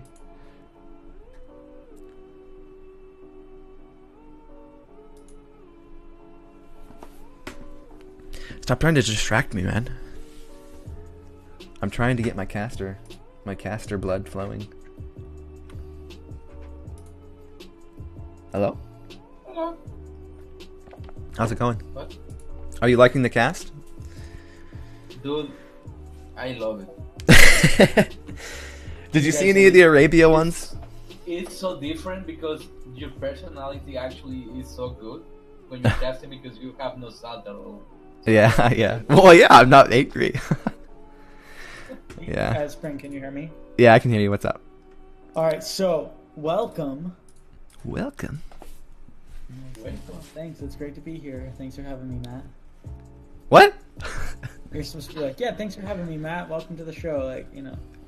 Wait, this is my show. What are you talking about? I should be welcoming you. Oh, never mind. You're right. Welcome, Matt. Welcome to the show. It's great to be here. So, tell us a little bit about yourself. So, my name's Matt, and I have a dog, and he's pretty cute, and I also like BDSM. No. That took a turn. That took a turn for the worse. Quickly, too. My God. Is it just me? Is it just me, or Matt has a strange voice? Has a what? You cut out. Matt's voice is different, right? I'm on a different mic. Oh. You actually sound like a man now. I like it. Wow, thank you. Well, anyways, yeah, what I was going to say is 3 things. So first of all, can you still hear me? It says connect. Yeah, no, I hear you good. Okay, good. My dog says hi. The first thing is a recommendation. Okay. Like, you should have something super unique about your casting that's like, wow, that's the Spring TV element. That's like why you would go watch Spring TV. Because right now it's just generic casting. There's a lot of people that are doing that. But if you had like True. the Spring TV snail, like, oh my god, imagine how popular you The Spring TV snail? What? What does that even mean? I don't know. You get the idea. Just come up with something. I'm hoping that I can cast more like in-depth stuff and talk about the strategy and like what to look for. But it's hard for Arena because I don't really know what the hell's going on for that. Not as much as I do Arabia. So What And that about brings me- whenever the game ends, you can show your snail? so yeah, okay, we might have to move off Twitch for that one. No. It's got to be something like in the like a way that you cast it that's like immediately like recognizable. I don't know. Like that would be really cool for like from a brand strategy standpoint. Yeah. To really get yourself out there. Well, if you have any suggestions, it's hard. Oh, thanks for the host back. Sorry to see you go, man. You played really well. Really good games there. Sorry, go ahead. Sound was Thanks going for in. the host back. I love you. I know you can't be Adam and I, but it's okay. Hello, We Ian. wrecked him every time we played him. Yeah. So yeah, well, not every time. He actually won the one game. But yeah, the second thing is a critique. I've only watched literally 20 minutes of your casting, Mhm. but it's really annoying how like every single time there's a fight, you're very black and white. Okay, good micro, bad micro. Okay, this is good micro. I like this. I like the micro. Okay, bad micro. Like I don't know if you understand what I'm saying, but it feels very. It It's feels not too hypey. structured, like, well, I mean, yeah, but that's kind of separate. Like, it feels artificial, if that makes sense. It's like, okay, I have to say something. Is this good micro or bad micro? Let me say it. Like, so I would like Oh, I see what you're more saying. color to it. Like, Right. Like, But, I mean, what can I say? I want to... Yeah. well, Yes. I think- mean, I try to explain the micro after, but I kind of say up front if it's good or not. just So, don't that's true. use the same words every time. Like, Yeah. lead into it in a different way. Like, I like the way they're taking this engagement. Like, I feel like this is gonna be, like, I don't know. I don't know. Like, That's true. I should, like, go and, like, look up some... I should go thesaurus some stuff and look up different ways to say the same thing. Yeah. Yeah. Absolutely. And what you could do is like every time a bad fight might be like, wow, I hope that they're a snail because they shouldn't get salty. Oh, you just really want to make this snail thing work. Oh, Listen, boy. there are no ulterior motives. Certainly not. Yeah. I don't like the way that you're stereotyping me. Yeah, I agree, Bear. I think that he would like the ones from yesterday better. Arena's So a bit that's harder. challenge. If it's actually your New Year's resolution to do this, I'll give you $5,000 if you're still casting like this regularly in 6 months. What? Really? Yeah, you gotta Oh, cast shit. like Oh, shit. 2-3 times a week. Do like a casting stream. I don't know what your plan is, but basically don't fuck it up. That's about my plan, yeah. Okay. I'm going to try to move towards casting and maybe even just when I play 1v1s and stuff like that, just not stream it. That way I can more focus on it. I don't like Spring's personality. That's why I'm here. All right, well, I like this deal. I'm going to stick to it. I'm going to do it. Oh dude, yeah, Tammy- Tammy shall be in the show hitting you. That would be Yeah. so sick if you had Tammy like. I wish, man. Like, there was like special things that Tammy would do. Like she would tickle you if the office fell. Oh my that god. was Amazing. Oh my Yeah. god. Yeah, that could be Yeah, pretty you have- fun. She's so not interested in that kind of stuff, though. Oh, you know what? Here's how you do it, and she would be interested in this. Just Every tell her time. to flash you. No. Nothing. It's not No sexual. flashes. No, Oh, it's not obviously. sexual. Listen, every time that somebody gets quick walled out or like there's a trap made, Mm-hmm. Tammy should handcuff you to the desk. Sexual. Oh man. Sexual. Oh my How god. is that sexual? Oh, it could turn sexual real quick. Yeah. You never let your wife handcuff you to anything. It will turn sexual, and you will probably not like it. Well, I would like it, but you know. So, did your party turn sexual?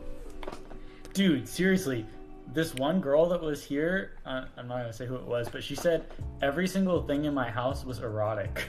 What? Like she comes in, she walks in my bedroom, and she looks at the bathtub, and she's like, "That's erotic."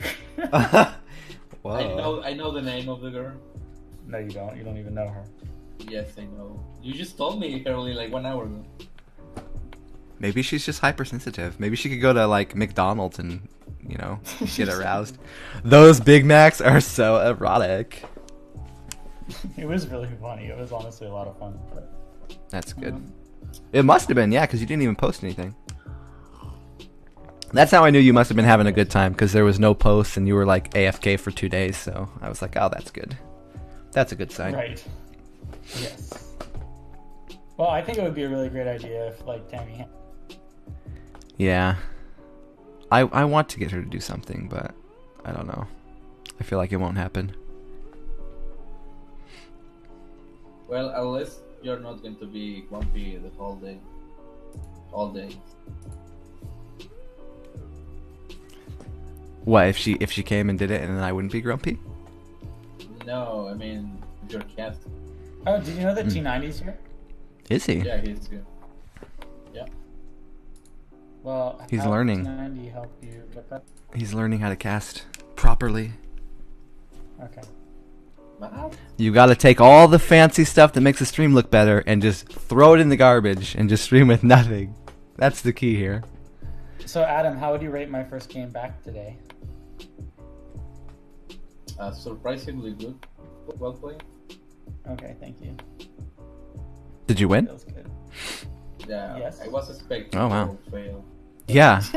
If I don't play that for that many days, I would lose. 100%. I told you I was expecting a total fail, and you're like, no, you fucking liar. Well, I mean, I gotta build you up. I gotta get you. I'm kind of Adam. Okay, good. Adam was like, I was like, dude, there's no way, like, this is just a warm-up game. He's trying to help you. I have to Keep be your confidence. positive. Yeah, you gotta be I positive. have to be positive while you're playing. I'm not trying to make you lose just by You giving told me to do giving some you stupid thing. fake shit. You told me to do, like, the 4th militia when I wouldn't be able to afford men-at-arms. Like, you weren't even paying attention. What a bastard. I was bad. Not even watching. I'm outing Adam right now. This is the Bash Adam stream. Welcome. I like it. Okay, great. Well, enjoy the game. All right. Britons versus Britons. We got a Britons war going. Oh, what the on heck? versus Yeah, they're mirrored.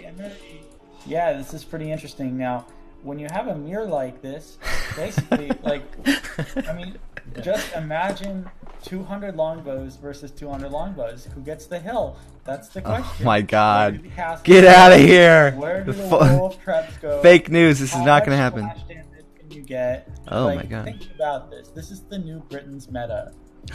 No, stop. Look at this. What are these cliffs, though? They must be playing regular Arabia. These cliffs are crazy. For a Chinese war, they're both going to try to wall at the same cliffs. Watch.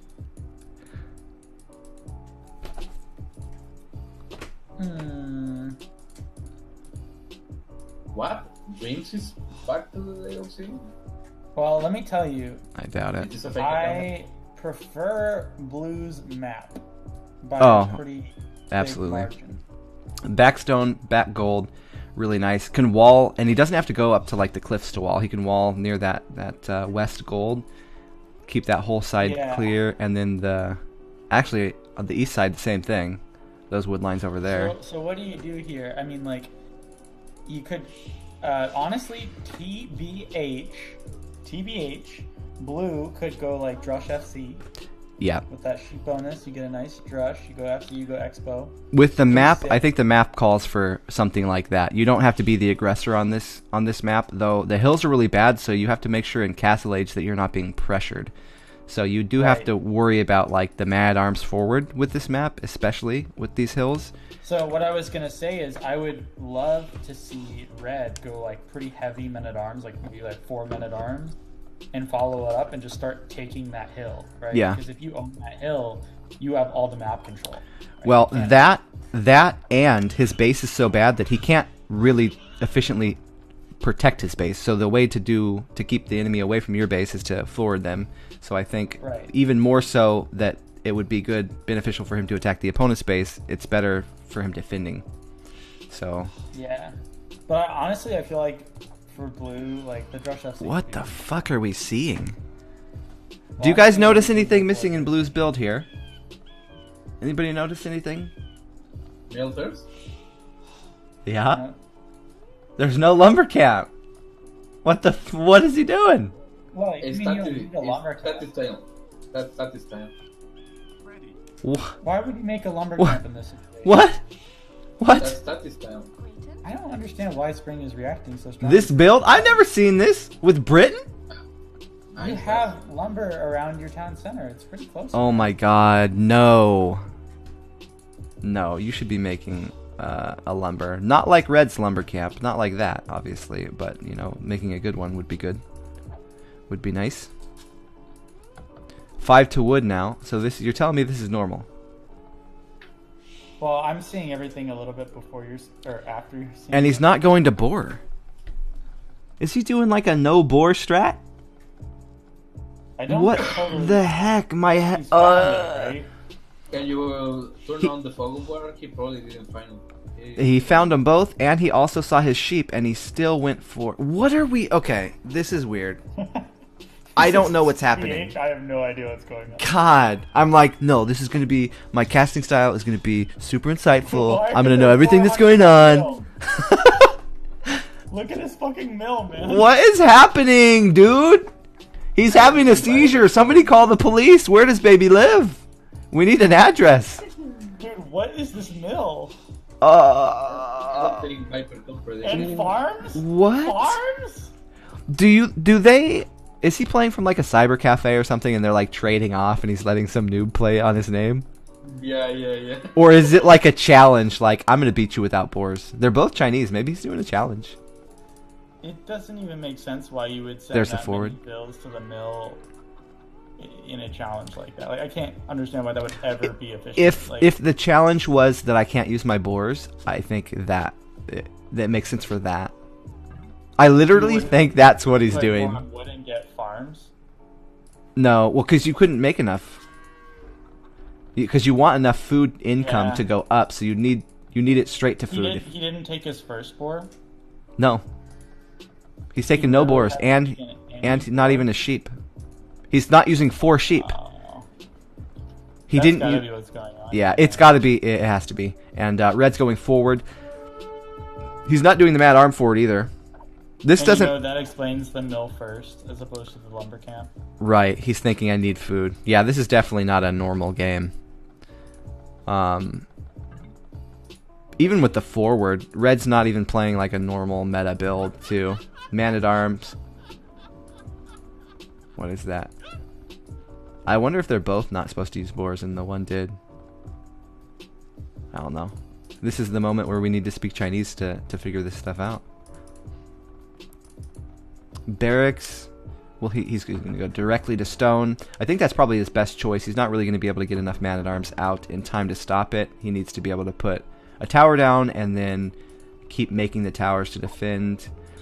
This is part of why this build isn't that strong, just going forward Vils. Like, if he had man-at-arms, he could be damaging... Oh, well, that chick is just crazy. I mean, Red's position is way stronger, in my opinion, right now. Like, it is, but if he did a man-at-arm forward, it would have been stronger than what we're seeing here. Because the man-at-arms and Vils would be stopping the tower already. He wouldn't have to be so cautious about where he's moving in. He would have full army control. I like that he's still in Vils. Man-at-arms on this eco? Well, Red went boar. Possible? Red went boar. He's got a normal eco. Okay. Well, are you selecting? Oh, no. Okay, sorry.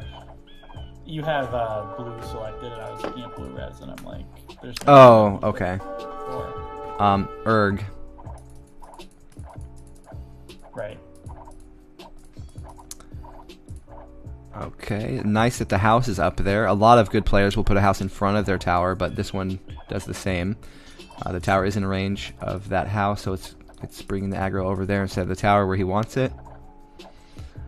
Odd to me that he didn't use those other sheep, too. Like, crazy. Like, do you think that it was that I cannot use 2 boars and 4 sheep? Both? The balls. This guy must have like super chafing problems because they're just dragging on the ground all day. Right?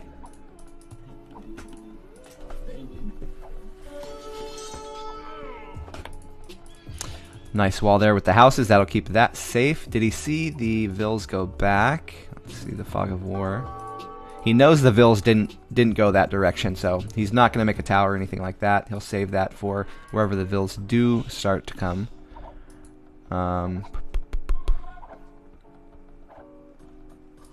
Yeah, he's defended. He's down 2 vills, down 3 vills, but he's defended this push, and now it'll be skirm. I feel like we could see a counterattack. He wants to get Do you want to cook some ribeye with me? Yes. Okay, let's do it. Are you cooking it now? Yeah, I'm walking downstairs. Oh. Oh. Oh, yeah. To the downstairs where the meat's at. You know it. Ah, wow! I almost fell. Don't you have like a bunch of leftovers? Did you guys like have a meal, or did you just have like finger We ordered food? pizza. Ah, okay. Okay, fine. Army coming in under the tower. I expect to see him stop. He's not going to do anything, I expect. Quick wall, quick wall, quick wall, quick wall, quick wall, not coming in. Tower going down for the gold. It's going to protect him from any kind of counterattacks. I would expect to see counterattacks. So I like the tower in his base. He's using a stone for base defense instead of pushing around anymore. He does see that there's towers on both sides of Baby's flank. So it's going to be difficult to keep getting damage in with these towers. So it makes sense that you're just going to defend yourself instead of trying to force something that may not happen. Farm's coming down, about equal for both of them. Let's see what the bank is. Slightly higher for the red player, but not too much. Still maintaining the hill control. Baby. No blacksmith out yet. I'd expect to see it coming very soon. He wants to get to that fletching before he does his counterattack. He will probably wait for 2 more archers, and then I think this will just go around the west and sneak into towards red's gold. Probably leave as soon as his tower's up. He'll feel very safe at home, and then he can just go for the damage. Not doing the boars, he's got to feel like his eco's going to be worse. So counterattacking is necessary, though it's really not that far. He's not that far off considering. Okay, he waited for an extra pair of archers, but he is going for the tactic I thought he would. Gonna sneak. Red, not even going for the wall. He's got a lot of map vision with all the buildings on the hill, and now he's gonna go for towers to defend instead of the wall. I like that choice because the wall would be so difficult to get. I mean, he could wall along the ridges there, but I mean there's too much space. His base is so awful that towers is really probably your best bet to defend. He needs double tower on the gold though, or quick walling it underneath. His wood should be pretty safe. I believe these towers are close to in range of each other. There's enough houses around where he could make an extra house, quick wall that pretty easily if he does see the opponent bring his army across. Oh, this is an interesting. Okay, so there is a hole back there, and red is flanking down to the south. Will be able to get some damage in on the wood. Going to be more idling damage. Not going to get any Vil kills, but will idle. Oh, this could be really bad for the red player here. He's going to get his archer range stopped. Maybe some micro. I think blue might just back off. Think better of this. Back off. Wait for some skirms. Might even produce some skirms. Let's see. If I saw the archers there, I would produce 1 or 2 rounds of skirms. That's not the best fight, though he does have the tower in there for the added damage. Blue now coming in, countering, going towards the wood. I missed it. I don't know if he hit the gold first. This is the problem with these towers. I said they're close to hitting underneath each other, but they're not actually doing it. So blue was able to find a spot to camp there, denying 1 lumber camp, also some vills inside the tower. That's going to be pretty good for him. Red will need some, probably another tower, honestly. If you put a tower like here, he could hit all 3 towers. He'll have a little triangle there, and they'd be safe. He'd take his wood back, and he wouldn't have to send skirms back and make his aggressive position weaker, because he wants to keep his army, his mobile army, forward so that he can kill these archers and keep them from taking the hill. Like to see a tower coming down. Wow, it's in the same tile that I actually clicked on. Perfect there. Good job, Spring. Thanks, man. How's your cooking going? A lot of unbagging? Ribeye, yeah, I put the ribeye in the fridge again last night. So it's been in the fridge for 3 days now. And you can see it's got a little bit of discoloration, like it's oxidized a fair amount. So what I'm doing is I'm trimming off the sides where you'll likely have more bacteria, and I'm just going to cook it to a little bit of a higher temperature, and it should be okay. It's a little bit past its prime. 3 days isn't past its prime. I like it. 3 days isn't too bad, but definitely soon. But it was 3 days. The problem is that I opened it and then I put it back in the without properly covering it. So it was really exposed to air and oxidized really quickly overnight. I see. That's so too it's bad. Definitely more than 3 days effective. Right. It was also already dry aged 28 days, so it's got some of that dry age funk on it. What? Wow. Baller, dude. My meat usually ages like. Don't get food poison. Yeah. Hopefully you'll be fine. You'll be fine. I believe. You've got a strong stomach, right? I do have a strong stomach. I actually haven't gotten sick at all this year. Oh. I think. So here goes nothing. Wait. And knock on wood. Wait. I definitely haven't gotten sick at all this year so far. Oh, well. I didn't really say much. Yeah, okay. I assumed you meant last year. Well, that's actually good. Yeah, okay. Good. Yeah. So, Red's still keeping the hill, but he does have to come back now because the force from blue is actually enough to start delaying farm production. Did I take my chat bridge out? Gosh darn it. I haven't saw any of the chat. Sorry, guys. I was wondering why it was so quiet for you guys. I do have the chat bridge inside now. Yeah, as Ink was saying, this seems like a really old style game. This seems like AOC, right? Forward range, forward barracks, and a tower. We now know that man-at-arm rushes are much more effective, and so it's a bit odd. I think that we have something like this red player might not have played for a while. He was a 2K plus rating, but if Baby's able to not take 2 boars and 4 sheep, obviously red is seriously rusty, if not on somebody else's name even. 2-pronged attack now. They should be able to... Ooh, this is going to be an interesting timing here. If blue gets under the tower, he can deny the castle, or the... It's not even a castle, it's the town center. Red does have army there. We want to see Fog of War. He does see it, so he's fine. He knows what's coming. He's actually going University, so he's going to go 1 TC University. Try to go for that damage. No, I lied. 2 TC. But with Britons, it's a bit different because it's on the same eco. Because their TCs are so cheap. Yeah, D8 is 2400, but that's not big enough of a gap to not use 2 boars against a 2K. There's no way. Wow, this was misplayed. Red should have gone for the defending the tower position where the TC's going down and not towards the farms. He didn't need his farms.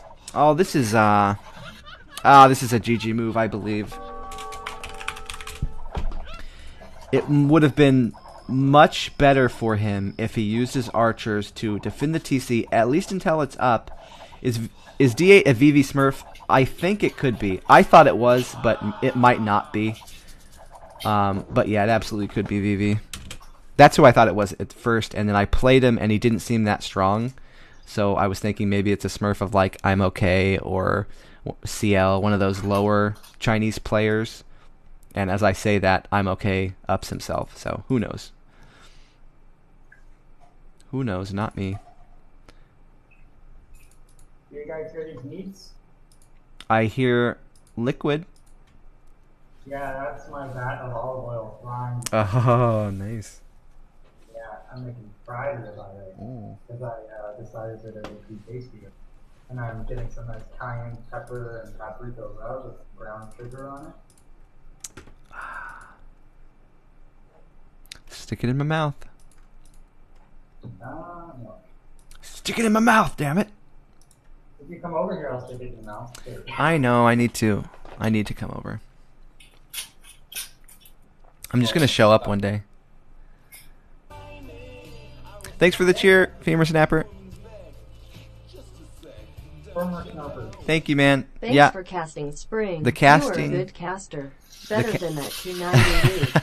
Better than that T90 noob. That's what's up. No, T90 has a beautiful setup, and he does really well, obviously. We all know that. But it's always good to poke the bear a little bit. Thanks for the resub, T90. Oh, boy. Fuck Femur Snapper Kappa. Nice chat. What? In your eye? Yeah. Matt, it doesn't go in your eye. You put the oil in the pan, not your eye. Well, yeah, it's in the pan, but the pan didn't like that. Oh my god. Matt's like one of those blind people. He's got to get super close to things, so he's looking at the pan like a centimeter away. Slam's here too. Thank you, man. I don't think this is the correct method to cook.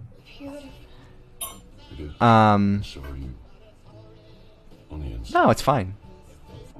Put it in the pan. T90 fan here. Heat it up. Oh my god. Yeah, Let man. me ban him, please. I'm gonna ban him.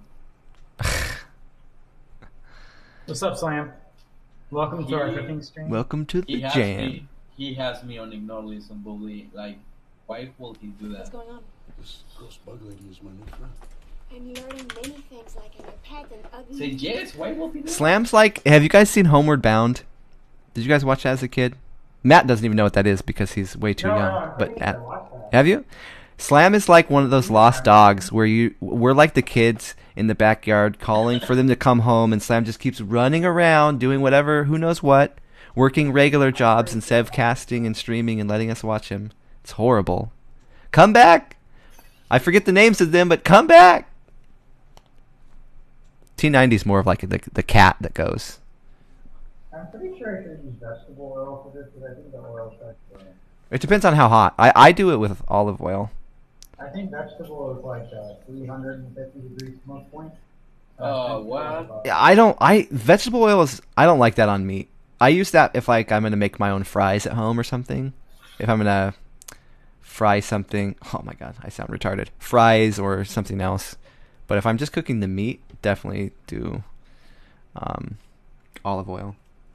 Virgin too. You don't want that olive oil sleeping around on you. You gotta get the virgin olive oil. Right. How about the extra version? Oh, you get an extra. Okay. Of course, Matt needs an extra virgin. That's virgin on a virgin. Yeah. What does that even mean? Like they didn't even think about sex in their brain? Not only have I not had sex, but I haven't even thought about it until now. And then, of course, now they're just regular virgin olive oil. Yeah. Okay. Yeah, vegetable oil is pretty bad. Yeah, I agree. I definitely stopped doing that stuff, and my body felt much better. Maple oil? No, dude, it's great. That's how I cook my steaks. You just olive oil in the pan, and you do really Extra virgin who has only a been couple fed minutes on each minus side. 1 or less times. So that it doesn't overcook. But I like eating it where it's like Like, if you saw what I'm doing right raw. now, you're not good. Maybe. Thanks for the cheer again. Coconut oil is better. Ooh, fancy. Actually, the correct way to do it is grapeseed oil, which has the highest smoke point of Okay. any oil. Okay. You guys are like some oil nerds over here. What is that noise? I think the fire caught. Slam, are you going to play? I would much rather cast a Slam play. Not you. Go back to cooking your meats. I'm doing So good. Bull, thank you for the sub. Oh my god, you guys. I'm so glad that you guys are enjoying the Are we casting talking stuff. about massage oils for our 8-month anniversary? We better be. We better. You know, I actually don't like duo casting. It's funny. I actually really don't like it if I'm taking it seriously, because I'm talking about so much stuff, and when people talk, like, it refocuses me towards the person instead of the game, and then I lose what I was thinking about, and then I'm more like backseat onto whatever they're thinking about, and like I elaborate off of that instead of what I would actually normally be focusing on. So what if I'm thinking about something? So selfish If- all the time. If what? Oh wow, this is actually a cook. I mean, this is fine, but if I was like casting like tournament games, I don't think I would prefer a duo cast unless it's just for fun. At least for me. What? The one that's got. Dude, it's Yeah. perfect. I'll do it. You know, it tastes. I don't have high hopes for this. Alright. I should let Flumper taste it first and see if he dies. Oh my! Don't do that, Matt. No. Oh, I am hitting the meat out of your hand right now. Throw it on the ground. Oh my gosh, this is delicious. Good. What the heck? Matt's like, Matt's eating like super high quality meat. Like, wait, this is delicious. Why is this so good? Yeah. Dude, I had no. It looked like everything was.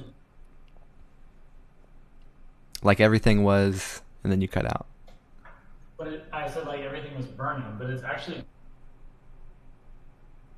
super juicy and tender. Good. Well, you want, because the outside will get like a nice crust on it, and then the inside should be like uncooked almost, just like warmed. No, I wish you could see this. It's really well done. Take a picture. Discord that, man. I'm eating it. Take a picture before you eat it, you fatty. It's almost gone. Oh my god. Yo, Slam, host a game, man. I'm pouring hot sauce on it right now. For some Fortnite? Stop it. I'm gonna pay a Russian hacker to delete all the Fortnite off your computer and make it so if you click the button to go to Fortnite again, it just crashes everything and blue screens it. All You- AOC players will get that back. Yeah, they should. So they focus. Fortnite is ruining. It already killed AM Team. Now it's killing Slam, and I don't like it.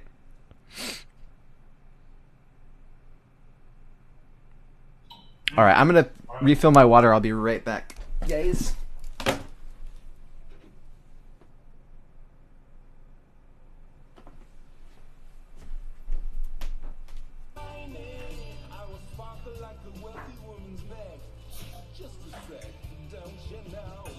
Fact, Minecraft is the new Fortnite.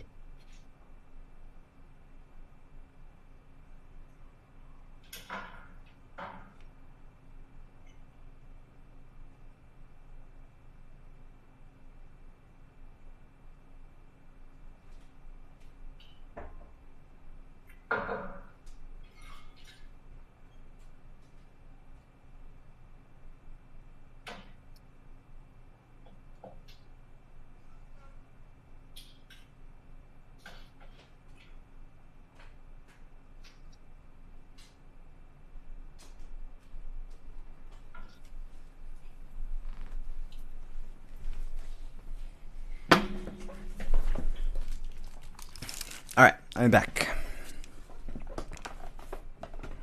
Femur's still going with the bits, man. Thank you. No problem. No problem. All right, we need a game. Who's Rookie? Do we know who Rookie is? It's, my nickname is Shin. I mean Sing.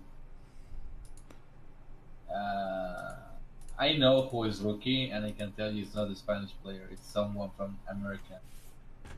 Oh, is it metal? Nope. I mean the whole continent. Don't think about your own. It's not Canada, right? No. Okay, yeah. Is it the cheater Mexican guy? Because he stole my boar at 1 minute exactly when I played him yesterday. Oh, you play against him? Yeah. Is it And the cheater? You lost? Um, No. I think we the guy doesn't want to be known. Is it the cheater guy though? No, it's not. It's not. Okay, yeah, that's all I need to know. That's fine. If it was him, I will tell you right away. Yeah, I know. Yeah, I don't need to know who it is specifically, as long as it's not the cheater guy. He is a lamer though. He has like no morals. He lames immediately. Don't tell me that kind of thing, because you know. I thought it was you at first. I'm dead serious. I was all, oh, okay. I'm gonna try to smurf you eventually.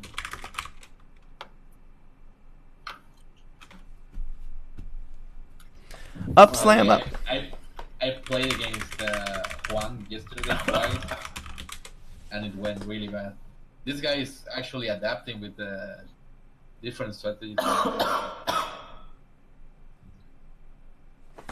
said I hadn't gotten sick in weeks, and now I'm getting sick. I told you to knock on wood, man. Dude, but actually, that was legit. It had what the heck? My Discord is freaking out. It had like a funky flavor to it, which I'm not sure is bacteria or just like good dry age. I don't know. But either way, it tasted really good. That seemed to cook pretty quick. Was it not very much? No, you just should have seen the way that I cooked it, man. That was you cooked it and ate it within only like what 10 minutes? Yeah. Did you like carve off a piece of it?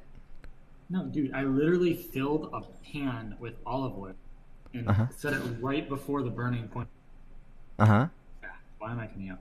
Above the burning point, and I just submerged the steak in olive oil, and it cooked really fast, and it was a perfect medium rare. So nice. Ugh, medium rare. You ruined it. If it's not purple on the inside, it's ruined. Straight ruined. I mean, that's fine. I didn't want to cook this particular one to rare just because of the circumstances. Oh yeah, true. If it's been in the fridge for days. Yeah, good call on that. By the way, I saw his Russo profile going on like 2 days ago. Is he back? You saw what? I hope he comes back. I don't know if he's coming back. Oh, that'd be awesome. I haven't. The last time I talked to him, he was in like Argentina or something. That's the master of blame. Yeah, that was like 10 years ago, man. Yeah, it's been a while. I know he came. Okay, you want to see something funny? How funny? It's super funny. And I think it's okay for stream. Not okay. I literally don't know if it's okay for stream, but I'm guessing it is. Well, In fact, you're running a company. Oh, is it Fiage? Is the guy Brazilian? No. No? Okay, so Spring, I just sent the video in your Discord. Okay, should I? There's a song called "Live Your Life" by something like that. I don't know his name. Yeah, there's a song called "Live Your Life," and the lyrics are, "I'm a paper chaser," right? Okay. You heard this song before? No. Have you you can play the video. Okay, I can play this and it's fine. It's safe. Ow, it's so fucking loud. Why did you do it to my ears? I'm so sorry, everybody. I didn't mean to Ow. be loud. That's not my fault. That's your fault. It's not that loud. Not that loud. I don't get it. Okay, so you played it and it said, "Cause I'm a paper chaser," Yeah. right? So now in your head, when you hear that, instead of "I'm a paper chaser," listen in your head and like say like mouth with your mouth, "I'm a big fucking slut," and play it again and just hear that instead and watch what happens. Oh shit. Oh my god, it just changed. Mind control. What just happened? It's brain control. Isn't that sick?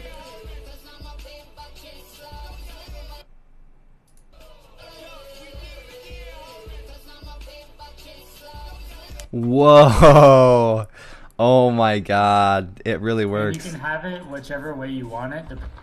Say it with your mouth when you do it. Wow. So if you wanted to go back to "I'm a paper chaser," just Right. like, kind of mouth that. You mouth it and it actually works. Huh. Well, that's fun. That's a new thing. I'll have to start doing that to songs. Just start mouthing shit and figure out what they're really saying. Oh, that'd be cool. Quite that way. What? I don't think it works quite that way with any song. All my songs are gonna be like that now. I'm gonna be mouthing some like satanic rituals in the song, and no one will know. It'll be like talking about Care Bears and kittens and stuff, Dude, but you it's know, really Care Bears just... actually is satanic, right? Is it? I wasn't allowed to watch it as a kid because my parents were very adamant that it was. Oh no, I loved Care Bears. Uh-oh. Yeah. They already got to me. Crap. Mm-hmm. Uh-huh. I wonder if they picked. Where's my blue farm? I guess they're playing random. Oh, there he is. So I Rookie- see where the farm bar is. Rookie has Aztec, Slam has Persian. I wonder why he's not laming yet. Before castle. When he played me, he already had my boar going back to his base at this time in the game. He respects Islam. That's so dumb. Is he Argentinian? Nope. Spring, can you tell me about your whole laming? It doesn't What make about sense. Laming is part of the game. No. It doesn't matter if you agree If it's to the it or not. tournament, if it's a tournament game, I 100% agree, and you should be laming every single game. But if you're not playing tournament games, you shouldn't be caring about your rating so much that you need to win. The only thing that should matter is that you're improving something. So you should be working on your build. So if you're playing, your opinion. right, and I'm right. Right. If you want to play to win, what's wrong with that? Because you're not improving. You should. You want the strongest How do you opponent. know they're not improving? Well, because there's a lot of people that aren't very good. You can be improving at stealing. Who cares about that? You want to have the strongest opponent you possibly can have, and then when you can beat them without laming, then laming becomes another level that you can add to your skills later. If you're going to lose to them, if you can't lame That's them... like saying, like, you could make so many extensions of that based on opinion. Like, okay, you because if you just focus on macro, and then that's fine. Like... I don't know. I feel like laming is different, because it's... It is slightly different because like micro is like a bigger game mechanic that there's like more to practice on, I guess. It's Laming like, is not difficult. You hit the board twice and you run around. It's not hard to do. Anyone but can it do it. absolutely is a risk. It's not a risk either. Okay, then like everybody should do it. Yeah. Every game. In tournaments, every game should be laming. You should take a board every game. You are not going to make him changes, man. Yeah. I've been thinking that way for like 20 years. I just hope that you understand that it's definitely not morally No, it's definitely they are going to hell. without you ever agreeing to it or not. No. Without People playing this game are risking hellfire when they lame. And that's a fact. I'm sorry, I don't make the rules, Matt. I'm sorry. Listen, you're making the rules with your opinion right now. I know. I have that power. It's not okay. The only way it's not okay is if you both say we are not blaming this game for whatever reason because When people you're forward too much tower of a and pussy. wall, Yeah, their tower see- that feels more lame. I have it That's switched where fine. in my head I You do think that. standard is not laming. But that's because that's how it used to be. The old players used to not lame each other. It was like a respect thing too. Yeah, and the old players used to not go men at arms. They used Yeah. to go scrum It's true. forward every It was game, like- it was a different time. Excellent. It was a different time. I'm old.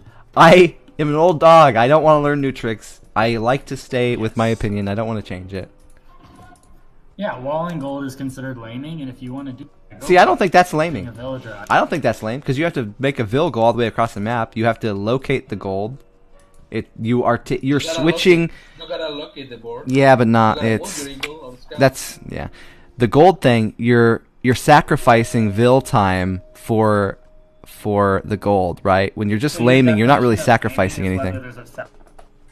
If it's fair, like you're sacrificing something for it. Like, I don't feel like you're sacrificing anything when you lame a boar. You get the scouting info of where they're at, you take their boar, and then you can come back and scout them again. You're sacrificing HP. Yeah, so but you will lose a yeah, but scout fight. it's even when you're like in a meso, you can still heal it and stuff. Really nice. Looks like he went for it's lame drush. This guy's it's VH, right? No. Bullshit. This is VH. Dude, I'm not even friend of the age. Who is it, Adam? Who is it? Don't make me get my board of water. You're the morally corrupt one here, Mr. Right? Yeah, especially- to get Adam friends.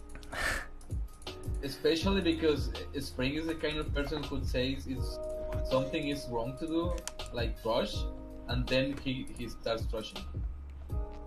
Like, if you're No. gonna be thinking like that, you shouldn't be doing it then. Well, when Spring No, says no, no. crush is wrong, he's just saying like. I don't think he's saying it's like wrong. He's saying like, it's wrong to trust me, but it's fine if I trust you. It's not There's a difference between wrong. saying It's wrong it's and getting imbalanced and it's bullshit. It's not wrong to do it, and in like tournament games it's different too because there's no rules in tournament games. It's different there. If you're playing solo, There are no rules in later games. Are you making rules? no, I'm thinking completely backwards. Yes, I'm thinking the opposite way, where I use the ladder games to improve my tournament games, and other people are using the ladder as their like tournament games. Like I couldn't give a shit about the rating, about winning a rated game. Dude, if you're not giving a shit, then why you get so pissed all the time? Because I still want to win, but I don't give a shit about winning. Like the points and stuff. I got you so much. Spring joins and you like spend the whole time roasting. Oh, God.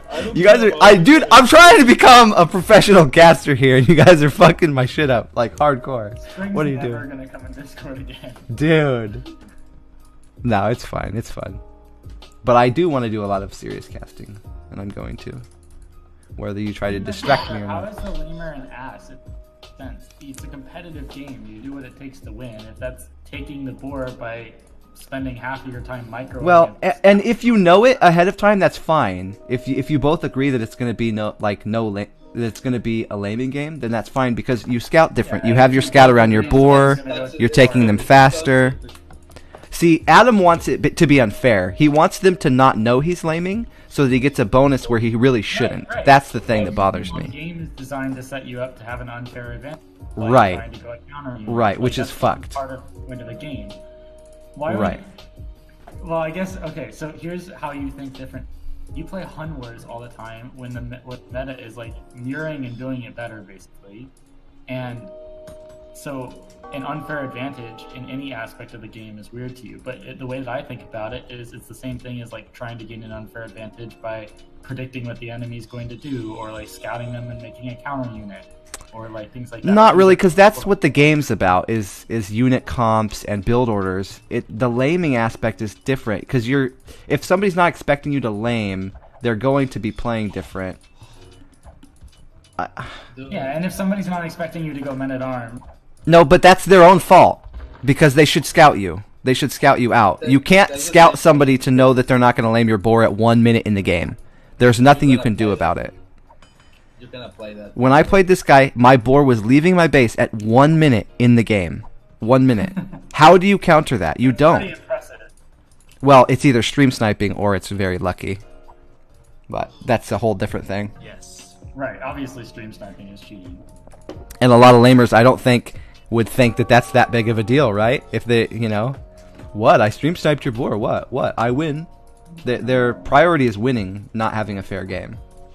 Yeah, I mean, maybe it's disproportionately in my favor, but I mean, I stream snipe and I don't steal boars. If you're okay, that's fucked up. But if you're stream sniping to learn, that's one thing. If you're stream sniping just to win, and yeah, I don't like that. You stream snipe to learn. Well, because you learn where the armies, like how people think, the psychology of where they're going to move their armies when they're attacked or when they think they might be attacked. I think that's really interesting. That's why I ask people a lot when I'm playing them, why did you move your army there? No, but that's still... You can, but it's better if you can ask the player. I always ask people why they did stuff in a certain way. Like, why'd you move that there? Why'd you attack me on this angle? So I can understand... Stream snipe them and chat with them? No, not stream snipe them, but like after the game I ask, because obviously I don't stream snipe, so it's a different way of doing it. Right, which is fine. I mean, it's not stream sniping at all. It's not even relevant. It's just a good idea. Right. Anyways, that was 18 minutes of lame talk. Okay. We just proved that you're wrong and we're right. No, nobody proved anything there. All we agreed upon is that we both have different opinions. Yeah, that's the thing. It's a difference of opinion, and I think I'm right, and you guys think you're right, which is fine. Well, that's just how it is. If you think you're right, it's okay. But don't try to make me change what I. That's fine, but with you especially, like if it's community games, it's even different because those players are like way lower rated and they're trying to learn. They're not just trying to win. But here's the other. So that's a whole different aspect of it too. He can choose whether or not he wants to play with you. right? Like based on the way that you play, right? Like Right, but he doesn't have to like try to make you change what he's doing. Like I don't think that's what he's doing. I think he's not playing with you because he doesn't like a particular style, and he's like, I don't want. It's not fun for me. That's fair. Like Right. you can't say that's not fair. A lot of people do that against NBL. They don't want to play him because they know. right. Well, it's not just about the laming; it's his whole style. But still. Yeah, it's AIDS. Yeah. Anyways, okay, let's focus on the game again. So the Aztec, did he I drush wish FC? Blue, yeah, I wish Blue did Eagles instead of Archer. Well, yeah. Eagles. I'm trying to think if there's a reason not to. I think the crossbow will get out faster, don't you? Because the Eagles build slow. But Eagles will be better. He could definitely go into Eagles after the crossbow. The other thing is the walls, because if he's Drush FC, the opponent is probably going to wall, right? So if you're on a melee unit, you might not get in. So I understand the crossbow for that way. Like, there's more potential to do damage early, but I do agree that Eagles are the better unit. Just maybe the timing aspect changes which one's favorable. Good micro there. I'm not very sure if the blue player actually managed to scout slam space, but it's pretty open. So walling is probably not that. Right. Well, there's also quick walling too. I mean, you know, with how good people are with quick walling now, I'm like, going melee units is such a liability. Yeah. Well, Slam's keeping him back. I like it. He's camping his archers down at the south so that if Blue does want to go in, he has to take tower fire and then get stuffed by the archer. So it's really good positioning by Slam. He didn't walk close enough where the crossbow could pick shots off on the archers. So he did that. That was really nice. A few tile difference of where he's standing, and it depends on how makes it more effective. Words are hard. Towers. I liked a lot of towers. When you have a really open map and you can't really wall, the best way to defend is towers. Put a couple on stone, make a bunch of towers, defend your towers with your army. Slam still has a Vil lead, so that's the benefit of going up slower, is you have the Vil lead for longer when you're going up to the next stage. So for that 3 minutes of idle TC time, you know, you've got those extra Vils in. You should be winning if you take no damage. It does give the opponent the option, though, to add TCs and not go aggressive, and they could get a really big eco lead on you. But the key here when playing against the Drush FC is don't take damage. Don't worry about trying to kill them if you're not doing it in Feudal Age. Good splits. Is he just thinking? Oh no. I'm a bit behind.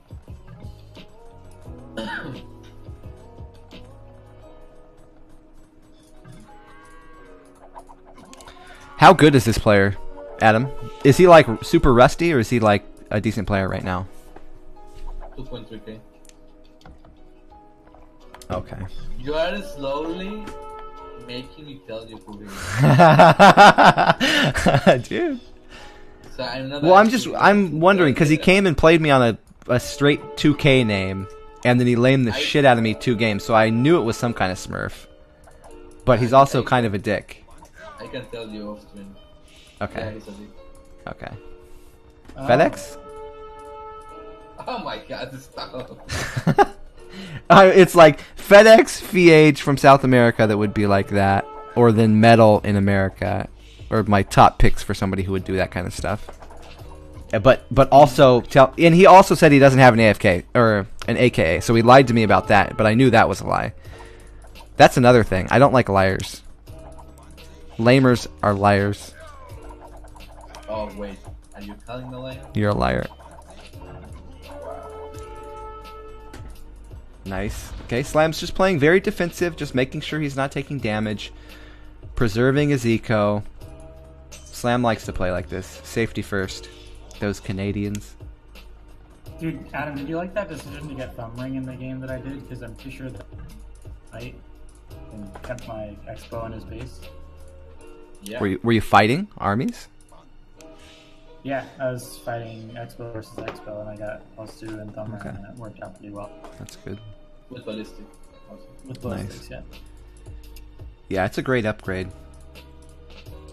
I love Thumb Ring, especially as Ethiopians, dude. It feels so good. Wait, they get thumb ring? Yeah. That's unfair. Just found out. Well, I mean, I just click. I don't even look at a lot of those things. I just look if it's there and I make it. If I can afford it. It's not even like it matters if I know it or not for every single civ. I check when I'm playing. And the important thing is, like, you know the Ethiopians are going to have archers, right? And you just go Right. back. I know what they're teching into, and I know they're faster. It's just I wasn't sure if they also the had thumb ring. specific tech doesn't really matter as much. Right. Like Britons. I don't need to know if they have thumb ring or not, even though I do know that civ doesn't. I just know they're going to Does archers. not have Thumb Ring. Right. It doesn't. We just let Spring know this game is. I'm just gonna shut up. Okay. Okay. Should I get So- a grilled cheese sandwich from IHOP? Wait, what? A grilled cheese sandwich from IHOP? Didn't you just eat a steak? Dude, I'm starving. How are you not the fattest fucking guy? It's so unfair. If I looked at a steak and then even thought about IPOP, my legs would just explode. A steak is not like very flubber. many calories. Are you serious? Yeah, it's not that bad. The steak that I just had was maybe 300 calories. How many ounces was it? Don't talk about food. It was like 6 ounces that I had. Oh, for fuck's sake. Okay, when I make a steak, I literally buy steaks in pound size, and I make a pound steak.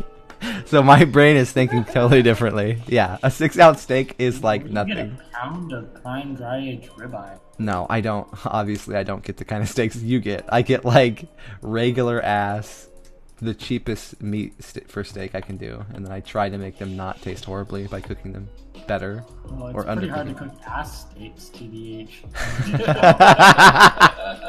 Yeah, well, you know what? We gotta do what we gotta do. Signature pancake sliders. Big Vil lead for Slam. This is the thing I was Right? talking about. Cake Staying pancakes? safe against the Drush. When you're going up later, you're going to get that eco bonus. And he went into 3TC as well. So he knows he doesn't have to do damage. Slam's playing the way that forces his opponent to do damage to him. Putting all the pressure onto Fiage slash Milo slash FedEx slash Metal. How many Whichever slashes one. are you gonna add? I don't know. Maybe another one. Slash.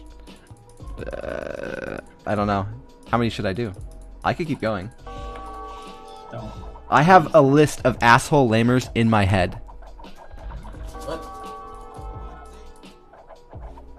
Adam. Number 1. Adam's just sitting there playing right now. Yeah. He's like, wait, what? Oh, bad micro slam. Oh, they could. Oh dear. Okay, so this is the moment where Bad micro. Rookie really needs to do some damage. Behind in Vils, I feel like he probably knows it. Although he's being very slow with his push. He needs to be much more aggressive with his mangonels. Especially noting that Slam doesn't have any yet. He should know Slam's thinking about Imp. He's using that wood for farms or TCs. He's doing something else with it. So he already knows he's investing more than his opponent. And he went Drush FC, so his eco is going to be weaker anyways. So that's 2 reasons where he needs to think, I need to get on this and be aggressive. 4th TC going up even. Good. Slam needs to get a Mangonel quick. Dose! 2 misses. If you have 2 Mangonels, you should really split on a different crossbow. Oh. Not the best, not the worst fight ever. He is getting eco damage in, though I think if he... Oh! Done! No. Slam's fuck, dude. Mangonel shots change games. Oh, it's so satisfying watch Mangonels hit stuff. Horrible when it's you getting hit, but it's so nice watching somebody else get a good hit. Still, Did you see the game 20 Vils where down. it was Leary versus Fat Dragon on Gold Rush? You have to watch that game. It was Onager Arbalest, and it was like sick. Like is crazy. I'll have to find it. Ooh, good. Okay. Okay. I want to point out Slam's micro here. He attacked ground where he thought the enemy would split to. That was not a mistake attack ground. He did that purposefully. Attacked where the army was not going. Really well played by Slam. He knows the mechanic of how people usually split their crossbow. He's thinking another step past the micro and microing the micro that possibly could happen. So that's really good. Really good stuff. No, he didn't fail. He killed all of it. That was beautiful. I wasn't watching. Don't judge me. Well, there you go. So I'm gonna look in your Discord real quick, and you'll see what I just ordered, and you're gonna hate me. YV jelly. Oh. With ice cream. You're gonna. Oh. Those are cupcake pancakes. Cupcake pancakes? What the heck? You're gonna have a sugar high. You're gonna get a tummy ache, Matt. Dude, and I'm also eating. With that, I am ordering turkey and gravy and stuffing and mashed potatoes. Nice. I've had so much of that this week. We still haven't finished ours from our Christmas thing, our leftover from Christmas. We're on turkey soup right now. We keep making it into different stuff.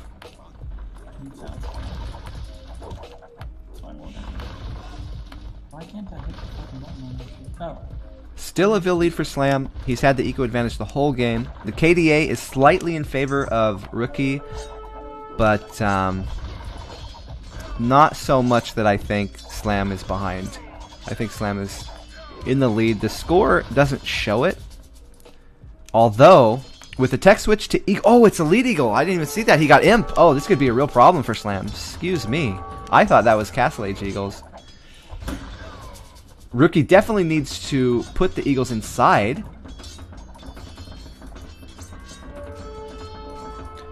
He needs a bigger mass than just 4 at a time. Once he gets like 8 to 10, he can clean this army up pretty well, kill the archers pretty easily, and then he can pressure. He wants to start raiding now. I like this. This is high level stuff here where they do the buildings around the map. Very good, going in from different angles. I'm curious to see who this guy is. Did I get close, Adam? No. No? Is he from like did he play on Zone? Oh, I know who it is. His name is Rookie, which is a super old school player's name. So he must be an older player. Adam told me who it is. Tell me who it is with your eyes. No, I'm not telling you at all. Do it with your eyes and see if I can guess. He plays off and on, Bull. Not really, though. I would say no is the answer, but you might see him on every now and then. Eagles are coming in. I really don't like how he's fighting with his Eagles, though. I think he definitely should have waited for a bit of a mass of Eagles, and then Pike as well. I think he's feeling the pressure that he feels like he needs to put damage on the Eagle, because he knows he's behind on Eagle. Yeah, I get that, and I like the side raids. So I like the 2 barracks streaming Eagles in there, but I think with his main barracks, he should have just been massing, kind of like he is now, but before. I like the continued quick walling, making sure these units aren't doing damage. This is again the problem with melee units in this meta right now. Everyone is so good with quick walling. It's really hard to do damage unless you have some archer support, which he does. So he does have the potential to get in, but it's not gonna be in time, I don't think. He's gonna get trapped here. Oh, never mind. There's a hole. There's always a hole. Sometimes there's like 3 of them. Oh god. Good. Matt was not like that, like when I met him. Now he's slowly becoming. We've awakened his sexual being, his inner sexuality. It's just angst. Yeah. Are you in that teeny angsty phase now? Yes, sir. Nice. I don't think so. You're actually weirdly normal. I think you're weird. I think you're a weird person because you're so normal with all the stuff you've done. Does that make? Is that odd? That makes no sense. I feel like. At all. What about chat? Do you guys think? For everything you've done, you would expect you to be like different, and not so like grounded and normal. Yeah, like I think it's weird that you're not weird. I know it sounds weird. Let me say weird as many times as I can. No, he's weird. He's weird. Yeah. But I don't Well, really yeah, want but to that's just normal. Everybody's a little weird. Well, Continuing the raiding on the south flank, really good. It's hard to make sure that you keep the Cavalier over there for Slam. It's a non-stop, slow trickle of eagles, and if you ever aren't paying attention, it could really balloon up into a problem in the back of your base. So, Spring, let's put $400 down. Who's going to win this game?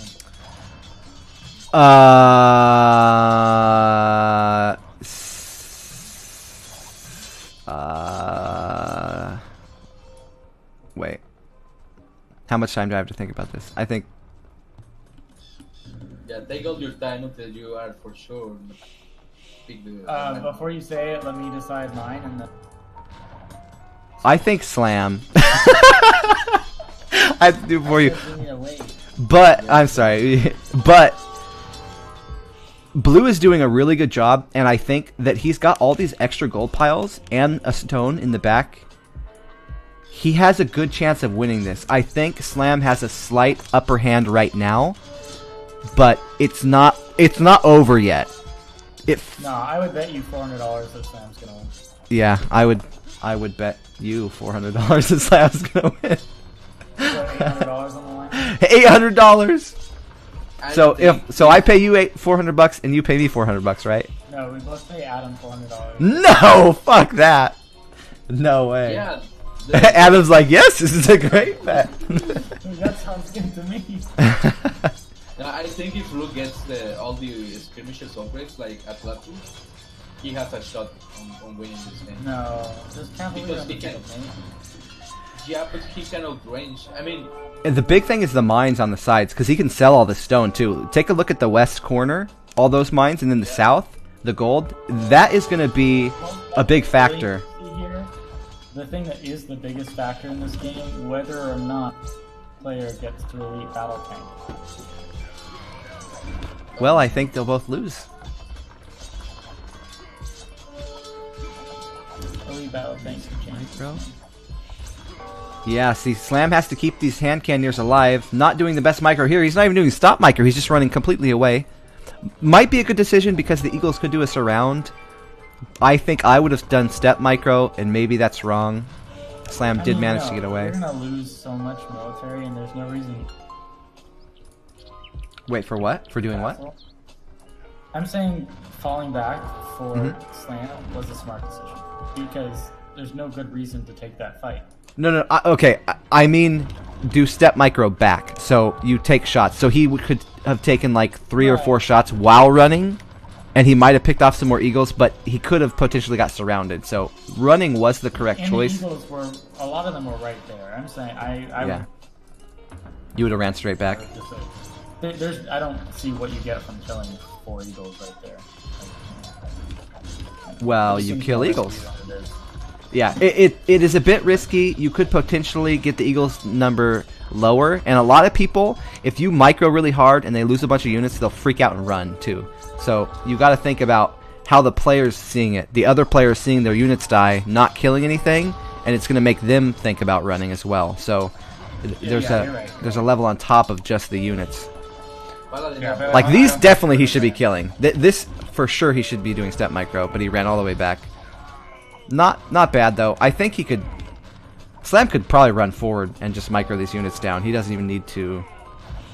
Oh, he's just being lazy. He's probably doing other stuff. Looks like he's fighting down at the south, trying to take that gold, retake it. TC going up. That's not going to be a problem. He does find that one relic over to the side. I think I'd like to see Slam continue going to the left side with the cavalry. That's the good thing about the Persian is they're going to be able to get to Hussars and Cavalier and have that mobility of raiding. So he should have the raiding locked down better than Speaking of Blue. Mobility, and in terms of actual paladin, Slam's got paladin on the way. Does oh my god, he does. Whoa. This game. I didn't expect that. I think if it was me, I would have made maybe a couple elephants to go in front of my hand cannoneers, and I would have teched into Hussar. That way you can raid with the Hussar. The elephant should be enough to defend the hand cannon without spending any more on upgrades. And then you could save your gold for your hand cannon. I think Paladin may be a mistake. I don't know, we'll see. I like Paladin. Yeah, but I think it's nice that you can actually get to the Eagles. when I'm thinking about my Paladin... Sorry, go ahead. I cut you off. Like, I don't want to go, like, elephants. I mean, I get it just for meat shield, but Yeah. I don't want to go elephants versus that. Just because, like, the Eagles are going to be so strong and they're going to be able to get everywhere. Like, The mobility. Yeah. Well, that's what I was... I mean, so they go the elephants just for the hand cannoneers, which doesn't need to be mobile, because it's really in the same, like, 20-tile radius the whole time. Right, it's for your big push. Right, and then that way you have the Hussar, so you spend the gold on the Hussar upgrade, and then you start raiding with that. So it's kind of gearing you towards your late game trash type eco. Also, you're using the gold while you have it, so you don't have to sell later for Hussar if it does get that late into the game. Both have benefits, right? I mean, both can work. Both. It's just a different way. If he kills them before they get past Honestly, gold. I wouldn't consider it. I mean, maybe it is. I don't know. We'll see. That's the important thing. Yeah. I just could imagine like 30 eagles getting into the eco and it being a problem. Yep, because then you'd have to fight eagles with Hussar, and it would be way less efficient than Paladin. So, I think that you're right as long as Slam keeps up gold production. But once that's gone, he needs to be thinking about switching that over into the Hussar and maybe Elephant Meat Shield. But yeah, I think he does still have a bit of time. Not much. There's not a whole lot of gold close to him. Has the blue player researched Garland Wars? Do you know? He has not.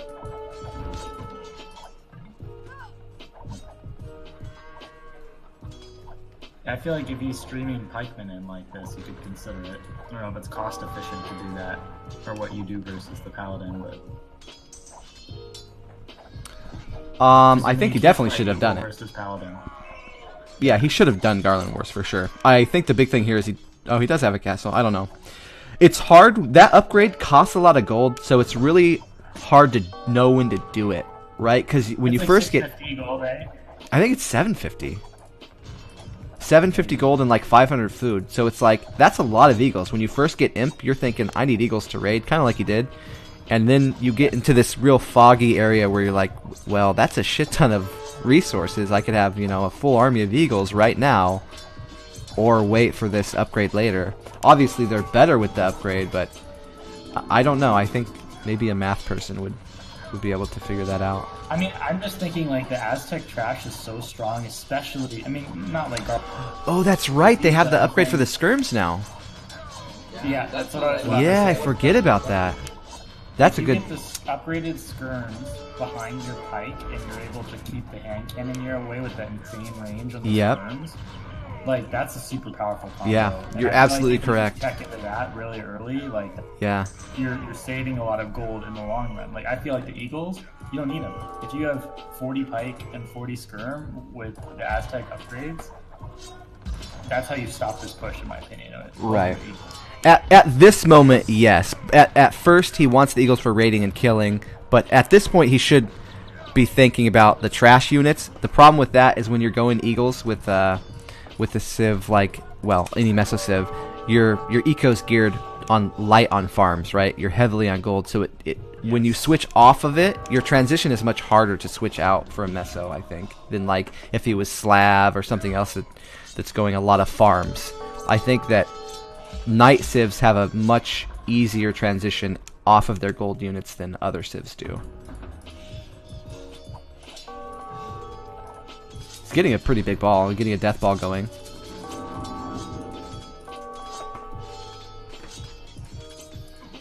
Yeah, I mean, I don't know what you do at this point. Like, Slam has so many gold units on the field that are actually putting down damage.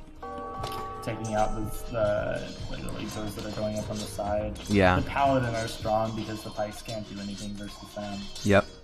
And he's playing it very slow, right? He's being really safe with his army because he wants that strong gold army, and he knows that he can run out if he trades. So he doesn't want to trade armies. He wants to death ball it, get a really strong army that can just crush the guy.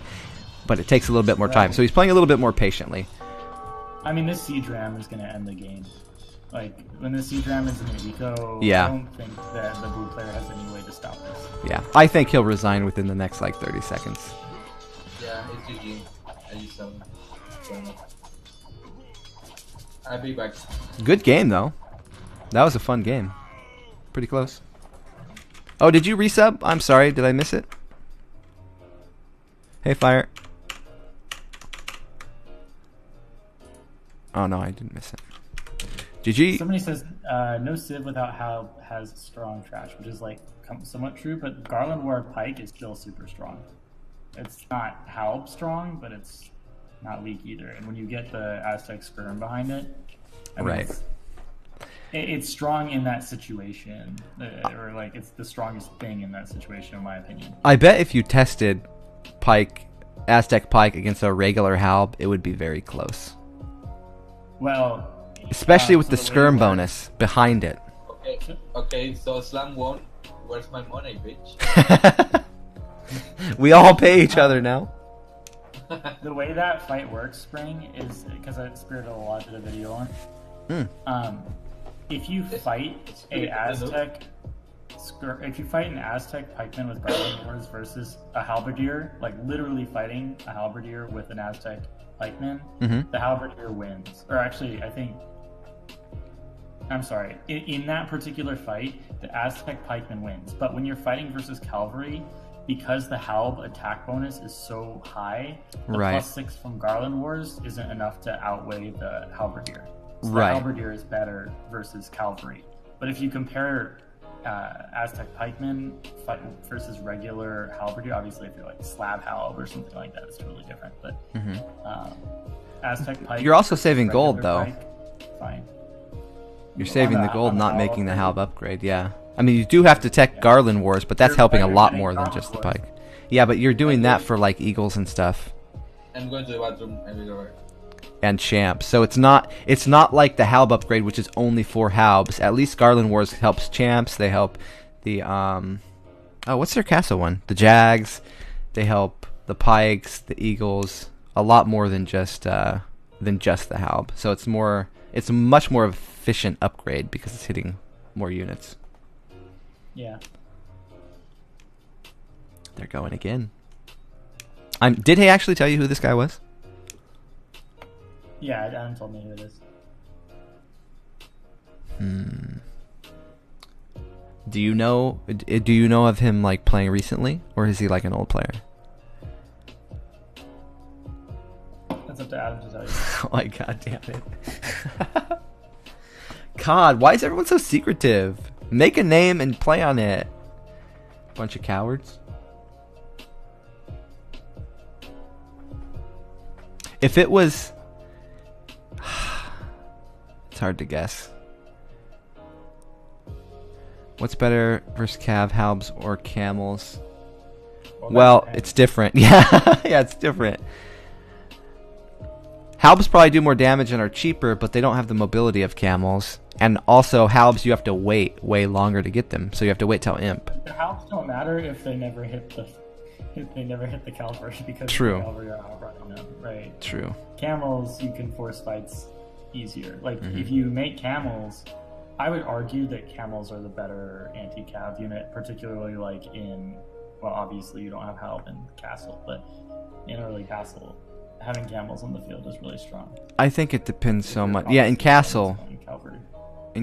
I would agree, but it depends because of the In- gold factor too. Because if you're at a gold, you save gold by going halbs, but you lose Well, mobility. the biggest difference but between camels the can two, kill stages skirms. of the game, if you think about the kind of fights that you're going to be taking in Imp, you're usually fighting more of a death ball army, Yeah. where having halb there is going to prevent your enemy from pushing with any kind of cavalry alone, right? Right. Whereas camel, you probably, like, if you have an army of camel, unless you like have really heavily upgraded camel or Indians or something like that, and you actually tech into camel. Like, people typically don't tech into camel in Imp unless they have like a really great camel civ. Right. Halb is a safer option for a lot of civs, right? Yep. No gold, and it will take you through the end of the game. Like, you can make it forever, and they're super cheap. They're basically free.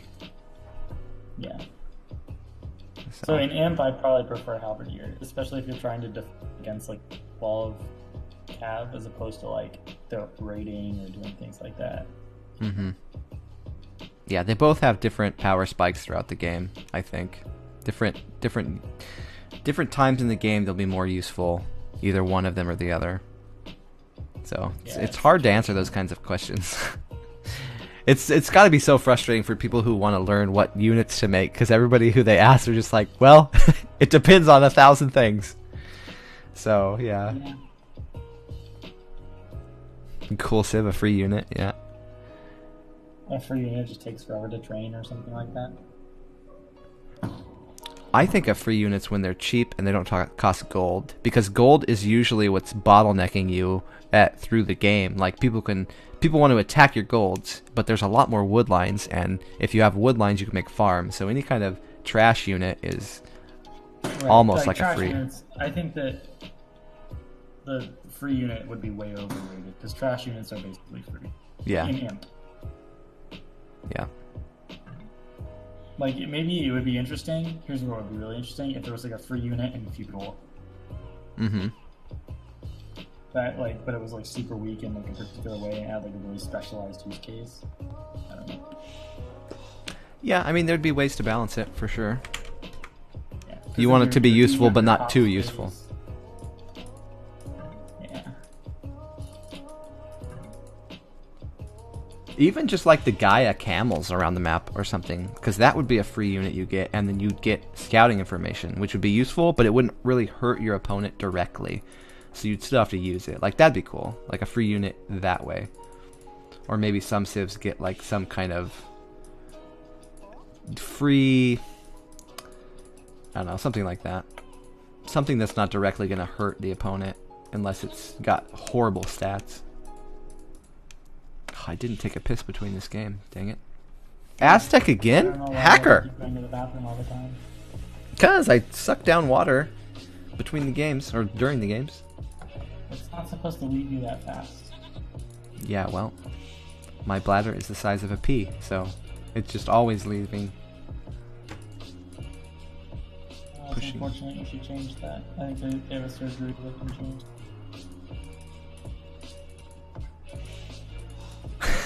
A surgery to make your bladder bigger? I guess. Stick a sack inside your stomach. Use this plastic bag. I don't think it's melee two-handed. Another trash unit, right? Like, it's a good trash unit, but yeah, I like the melee for super late. Levy. Yeah, that's a great one, but it only really helps you if you're like completely out of gold. There's no gold mines left on the map, because they're not that much stronger than a Halb, really, when they're fighting like a big group of skirms. It's definitely better, but yeah. I've played some games where I thought I was going to win off Force Levy, and then all of a sudden I realized that the two-handed swordsman can't kill anything.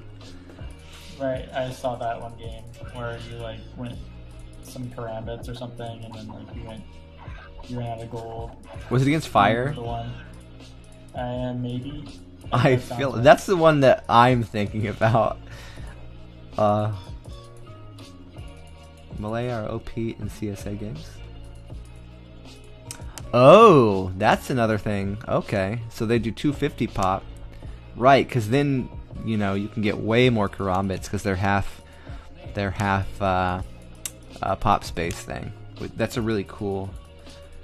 So yeah, that's kind of a free unit though, actually, because they only cost half pop. So stuff like that is neat. I wouldn't mind seeing more of that come into play, where it's once you get pop capped, if you get to 200 pop, and you get way more units, then it becomes a really cool advantage. But the unit itself isn't that strong. It's only that you can get so many later. Right. I think they nerfed it too much. The Karambit used to be way more fun.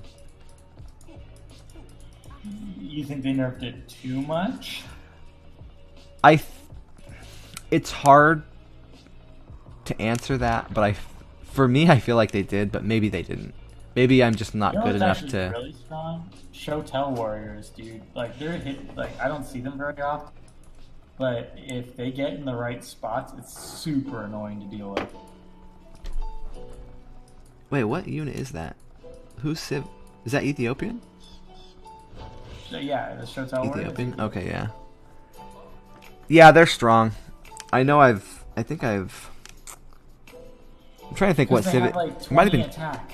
Yeah, I think I played something like Karambits against Shuttles, and they just got crushed because they just like one shot.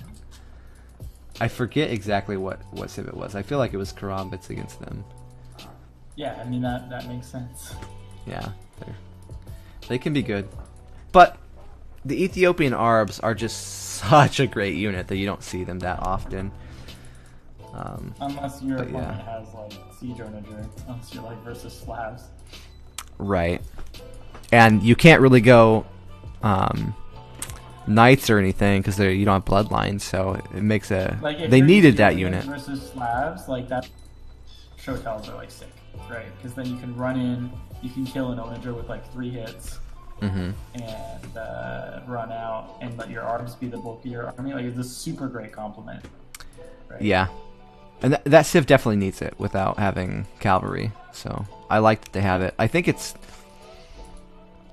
I would prefer to have more of a tanky unit than the Shuttles though, because then it makes all your units really weak. So like if somebody has some mangonels, they could kill everything with attack rounds. I don't like them but dude, for that. The Shotels run so fast. They do. You can kill the mango. Like it's not. I don't think it's. I would be scared if I had like 15 Shotels running at me and I had like 5 mangoes, 5 Onager even. Would you? I mean, they might attack it, but you wouldn't need that much. A couple good. I don't know. I guess it depends on micro. Yeah, team games, sure, they're not strong. Yeah. Saying situationally in 1v1, they're a really good competent. Mm-hmm. I agree. And it's nice that you don't need like to build stables or anything. Once you get the castle up, it's right there. So you don't have to invest really anything else into it. Towering from the blue player. He went Mad Arms Tower. Let's see. Did he go to gold? He did go to gold. I don't really think not the best tower. Tower is going to do a whole Yeah, lot. really not the best. Yeah, wow. Okay, well, Slam fended that off a little too easy, in my opinion. Rookie is counterattacking the top side with the Mad Arms, though. Instead of keeping them by the tower, he sent them around. Slam's going towards the base, trying to pick those scouts, the spears off, but there's too many of them. Might not be able to efficiently do that. He's going to get one, maybe do the second one.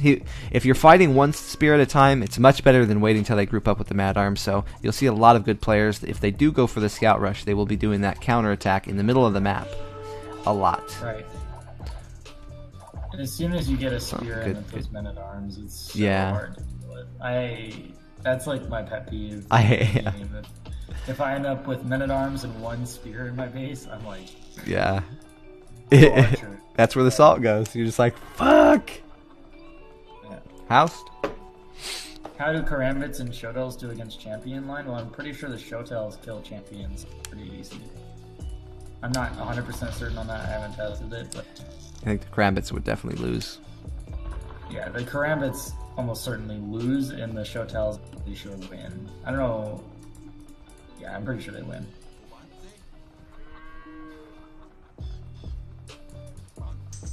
Like, in fact, I'm pretty sure champions are a counter to Karambits. Like, obviously they don't...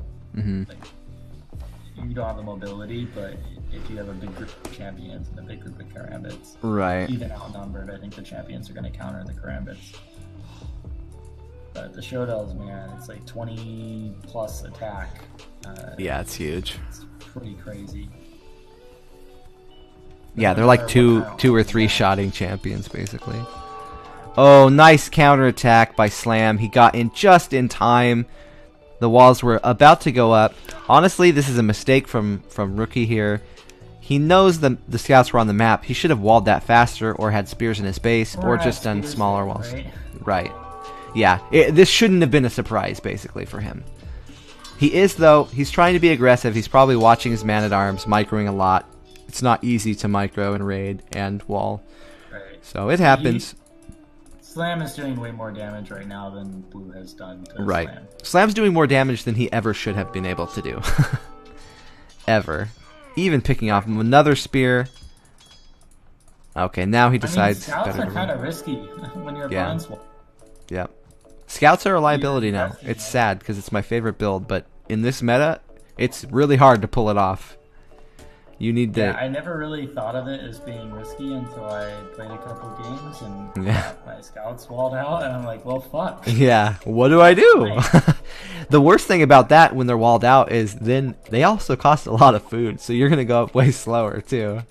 Although, if your opponent's going something like Archer or even like heavy into men-at-arms, you're probably going to have a better eco, right? Because you're setting yourself up for a good eco as soon as you like True. start teching into scouts. That's the good thing about the scout build order is it's very farm heavy, so it gives you the ability to transition into different army comps and go up faster, you would think, at least. So Yeah, it does for that force you to reason. gear that way. Good raids, making use of just very low numbers of scouts, staying very active. That's the good thing about scouts. They do have the mobility. They will lose the spears, but he can split them, keep them moving. Blue is losing his pressure here on the front. Yeah, I remember Russo. I don't think it's him.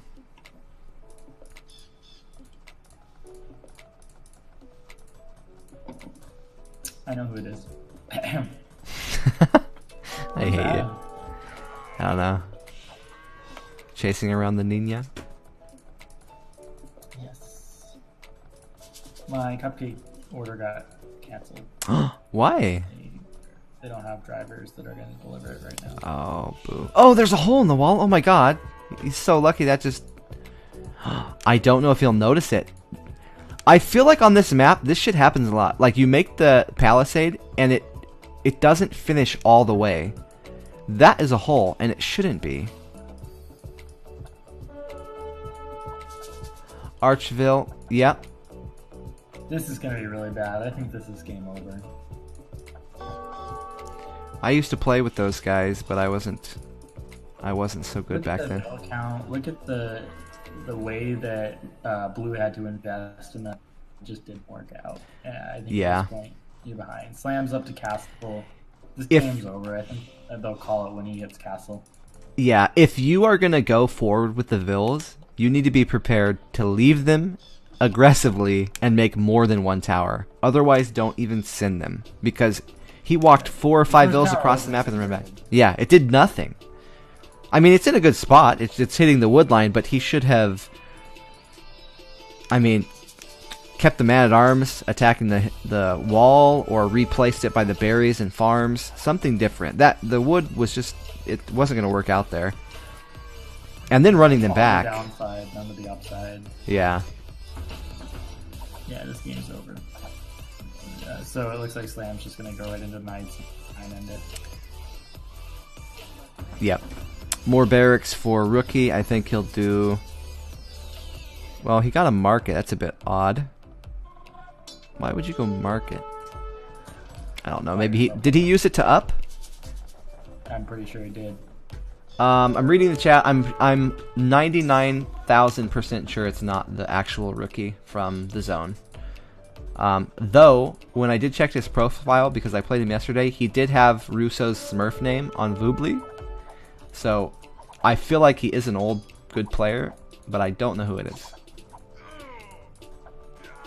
It's definitely not Rookie though, because Rookie's from Spain. Yeah, these skirms and mad arms don't really matter. None of that matters. Pretty light on gold though for Slam. I guess he's gonna go into TCs, get the boom going. If he was gonna try to keep these stables working, he would have way more on gold there. Already idling, and he's only made 2. He did get +2 though, so he is thinking aggressively. I don't think it was intentional. Oh. Maybe he's just waiting for the stone. Siege and TC. Yeah, I would think that he would be not going +2 and bloodlines if he was going into TCs. Kind of weird how he transitioned. And as you see, he's not really getting anything done. I don't know if it's a good idea, but Scorpion. bloodline +2 and then 1 extra TC. You know what? I don't like this. I think Slam has opened up a possible win condition for blue because Scorpions are actually really bad against Eagles. People make them against Eagles, but they're horrible against Eagles. Yeah. So they will help against the pikemen. Unless you have meat shield in front. If you have a good meat shield... Maybe, but even like then, the Eagles are pretty quick and they can get around. He's got a... I don't know. We'll see how it plays out. I think usually you would see somebody either investing more into the knights and hitting harder faster, or somebody going a little bit lighter on the knights and getting the TCs out faster for the boom. So he kind of went a weird in-between zone. It makes me feel uncomfortable, but maybe Slam has done this enough times where he knows I agree. Yeah. It's weird. It feels weird, but I mean that's... Maybe for Slam this isn't weird. Maybe this is, you know, he knows the timing. For us, weird. Right. And other top players don't do this either. It's not like it's, you know, it's not like this is normal and we're just ignorant. This is weird. Scorpion going down. One eagle and a Scorpion's dead. You see him? Ugh. Yeah. Right. I've won so many games because people made Scorpions against Eagles. Yeah. I don't like this at all. Other TC going down. Yeah, so he is going for that TC style, but he did kind of overinvest in knights early. It might be because he was afraid that Rookie would go like all in barracks. So if he did like 4 barracks all in, like what I like to do with Meso Civs, then he could die to it if he didn't have the knights prepared or the option of knights prepared. So it might be one of those things where he opened up the option for him and didn't go into it, and once he saw that it was safe not to. If you think that's happening, do you get +2 defense or do you get +2 attack? Like if you're knights versus full eagles? I feel like if that's what you're doing, you don't get the defense. I feel like you get the defense if you want to go offense. I would get the defense, but I think that's mainly out of habit because usually you're playing against ranged. I think you could absolutely be right, and maybe +2 attack would be better. I would do armor and attack first, like while I'm upping, so it's 1 and 1. But yeah, the straight to +2 definitely is more geared towards fighting archers. So yeah, part of why I was super surprised as well, because some people like wouldn't even do like bloodlines or something until they knew the guy was going to attack them. Yeah. Right away. When I think thinking through your position, I think I'm gonna get. Think you're gonna get it cut off. Think you're gonna get something. Oh, I said I think I would get the attack. Expecting. I mean, I like it. It's not something I do, but I get it. Though it would be having +2 gives you the option of raiding in light numbers. Oh, that's going to be big. Yeah, if he gets the castle up, he's golden. He's fine. This is going to be important. But it could be denied. Is that a mango in the siege work? Yeah, but the quick wall factor of top players, like melee units, just cannot get in places. Like, look at that. That was fucking gorgeous. Behind what you're seeing, so it's funny. Oh, I'm sorry. What time are you at? Really bad with the knights. Oh my god. I just hit 4 minutes. Sorry, 31 minutes. Okay. So yeah, I'm probably like. Wait, let me pause mine. Tell me when you're at 31:24. Well, I mean, sorry. I'm watching your stream. I'm not. Oh. The game. What the f, dude? Okay. Ooh, Teutonic Knights! I was just saying that I was so sad we didn't get to see them a lot. I love this unit. This unit was so cool to me. This was my Arambai back in the day when I first started playing. I loved them. I mean, it's a good choice here because if Yeah, it's great. If you get a bunch of Teutonic Knights and you use them offensively, like what's your... Yeah. All you need is half a Teutonic Knight and you just kill Aztecs. It can do nothing. It's beautiful. I love so much seeing this. I've noticed this too with a lot of Tyrant players, that they like getting those castles early.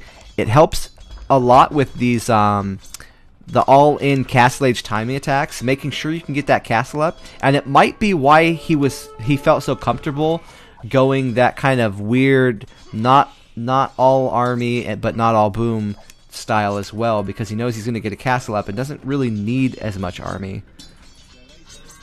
Interesting. Yeah.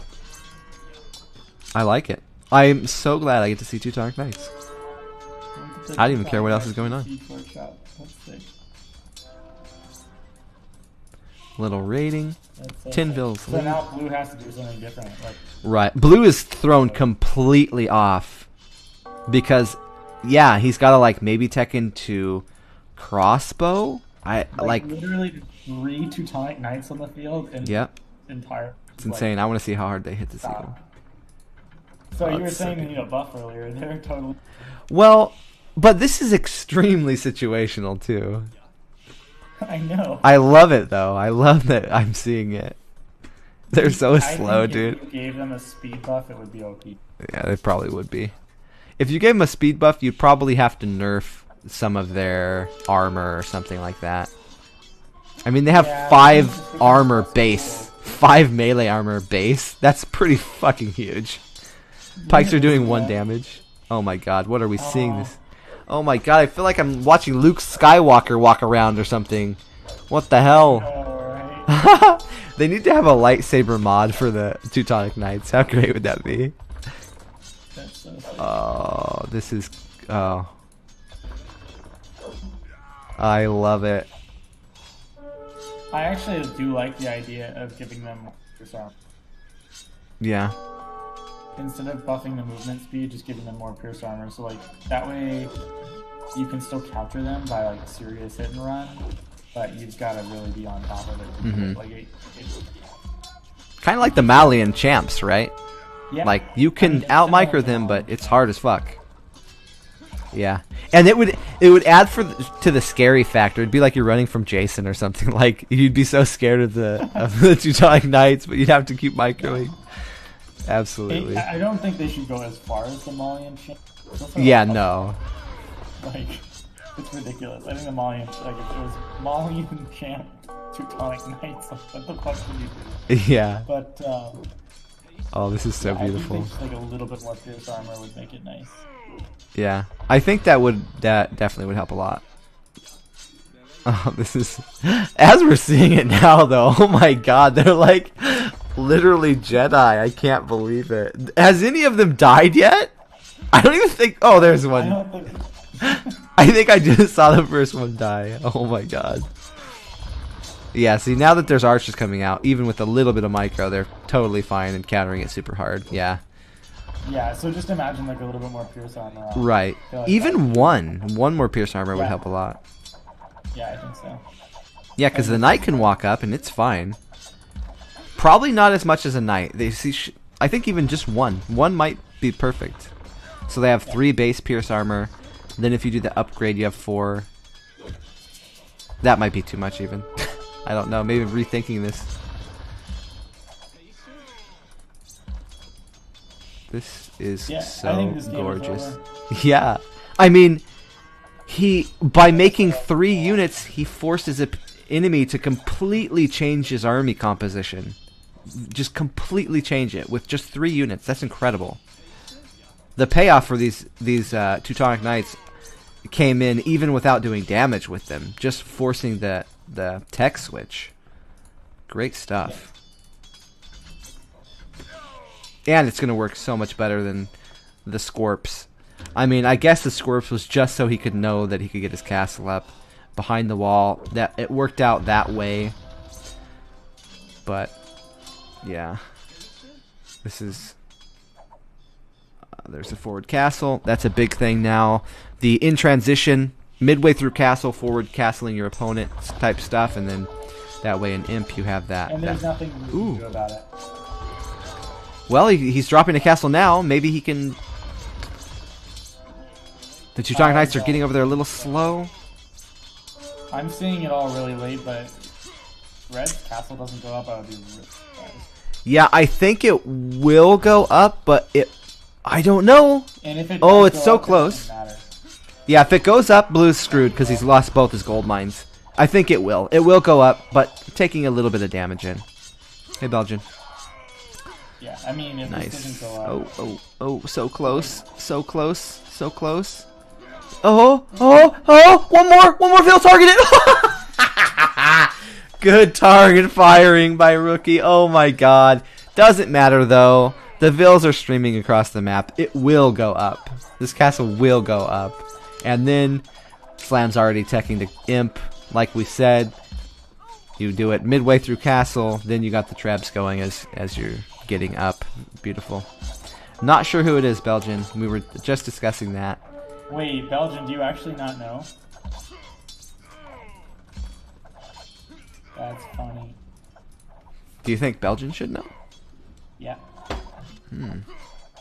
Is it Belgian? No, it's 100% not Belgian.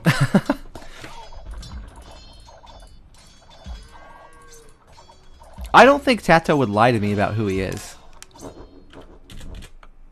Because when I played him, he told me he didn't have another name, and Tato wouldn't do that. Tato knows that I would play him on a lower name if he told me who he was. Alright, I have to take a piss though. For reals this time. Be right back.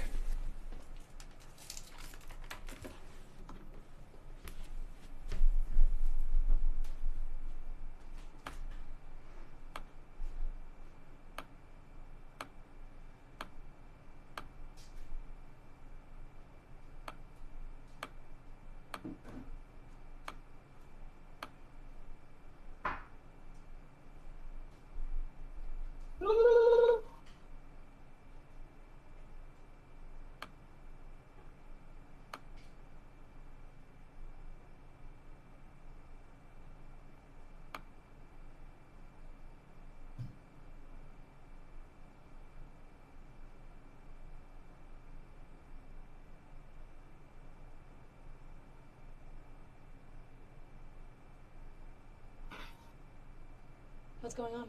This gross bug lady is my new friend. The heck, I'm Belgium? learning many things like I'm a pet and ugly. What? Oh, are you gonna tell Spring who it is? No. I thought you said you would tell him after the stream. Oh yeah, after the stream. Oh, but the not, deal. You're not gonna like DM him? The deal is, I'm gonna tell him if he's not telling everyone. Why is it a secret? My friend wants to keep it that way. Your friend being the person? Yeah. Okay. Got it.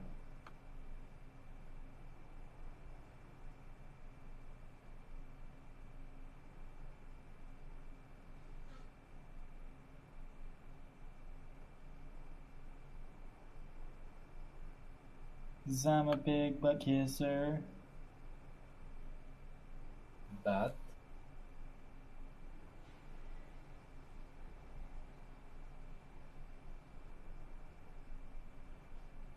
so I was What? reading something. I was reading. Can you hear You're me? cutting out. You're cutting out a lot. Can you hear me now? Yeah. Okay, so I was reading that the game crashes or gets the scroll lag when you have two screens and they are on different frequency. So I checked my monitors and they are on the same frequency, which is 60. Uh-huh. So I wonder what the fuck is going on.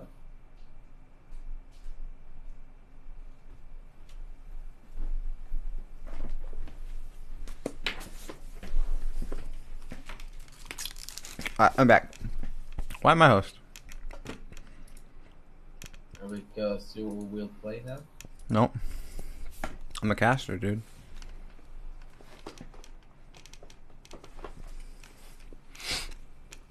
I only watch games now.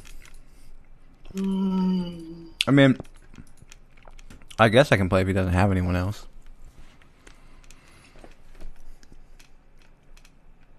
Yeah. Is Belgium playing here tonight? Belgium, when are you playing? I want to make sure I cast that. He hurt his hand, so I think they're rescheduling it. Okay.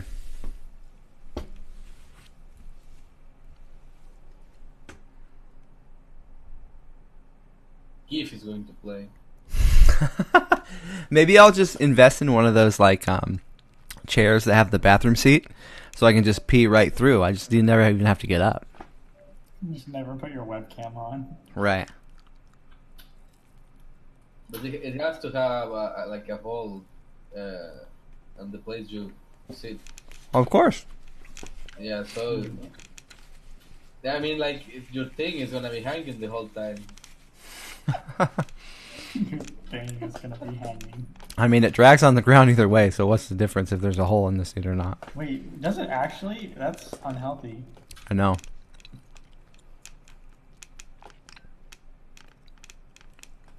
Adult diapers? Nah, I don't want to sit in the poop and pee. You should watch the... yeah. There's a YouTube video where there's like the man with the penis. What? How long? Well, it's hold up. Let me send you the video. It's safe for... Of course, Matt knows. Check out this video that I found, and I swear I didn't find it by searching what's the longest penis I can look at right now. How'd you find this, Matt? Tell us the story. What led you down this path? Yeah, my friend told me. Yeah, of course. Oh, thank you.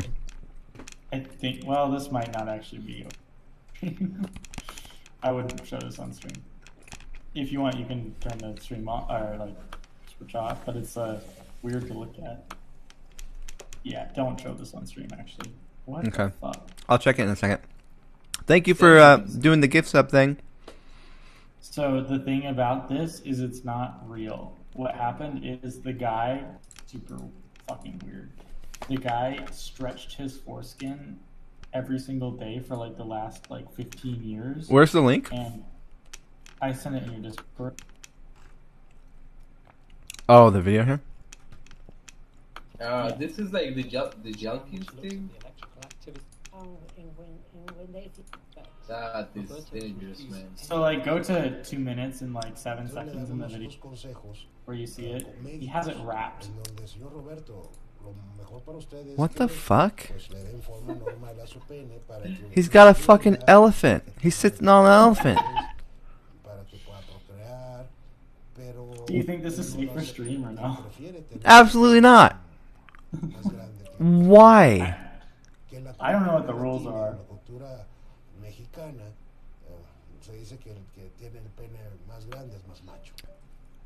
Más macho, dude. This guy's más macho. What the fuck? Now, how do I hide that? Okay, let me put the stream back on. I promise I wasn't looking at a giant penis while the stream privacy was up. I didn't. More arena. Wait, you weren't looking at it? I sent it to you. Nope, wasn't looking. Mas macho. It's pretty weird though, right? It is weird. So how did he do it? He stretched it? Yeah, he stretched it like by hanging weight. Wow. And it's not actually the penis that's long, it's just the skin. Just the foreskin. Yeah, cool, dude. Show up to that as sex party. See how into it she is. Well, come on. Dude, no, if you actually watch the documentary, he talks. Somebody wants sex with me, and it's like really bad. Well, yeah, no shit. Like, what are they gonna do? Climb into it? Go camping inside? What the heck? Some people, Can you so say hi to vain. my friend Foreskin Tim?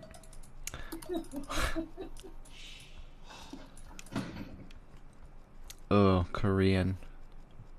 Facepalm. You think Slam will go trash? I hope so. This game, actually, Keith has a much better base than last game playing against Backstrush. Yeah. His gold's way in the back, stone's in the back. The only problem is the surface area of the wall is way bigger this time, so it'll be harder for him to do the walls behind to slow the Trush down, but none of his resources are in danger, so I think it's way better this way. Oh, way. The surface area of the wall is too big on this map. You know what they should do is just make 2 layers of wall. One wall isn't enough. You know who would do that? You know who would actually do that? There's this guy named Fost PvP. This guy would legitimately make 2 layers of stone wall. Yeah? That's the only way you can win. Wow. You win by just making your opponent quit out of boredom. It's a thing. I've quit out of boredom before. And rage.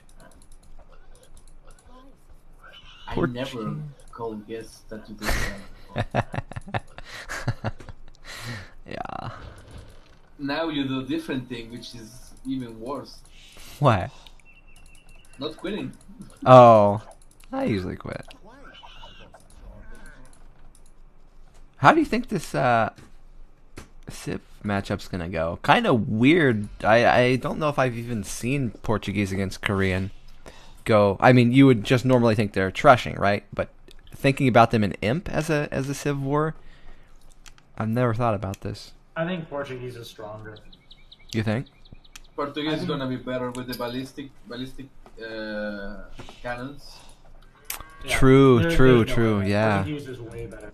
Not even for that, but think about getting like if you wanted Cheaper to units. slush, like having cheaper Yeah.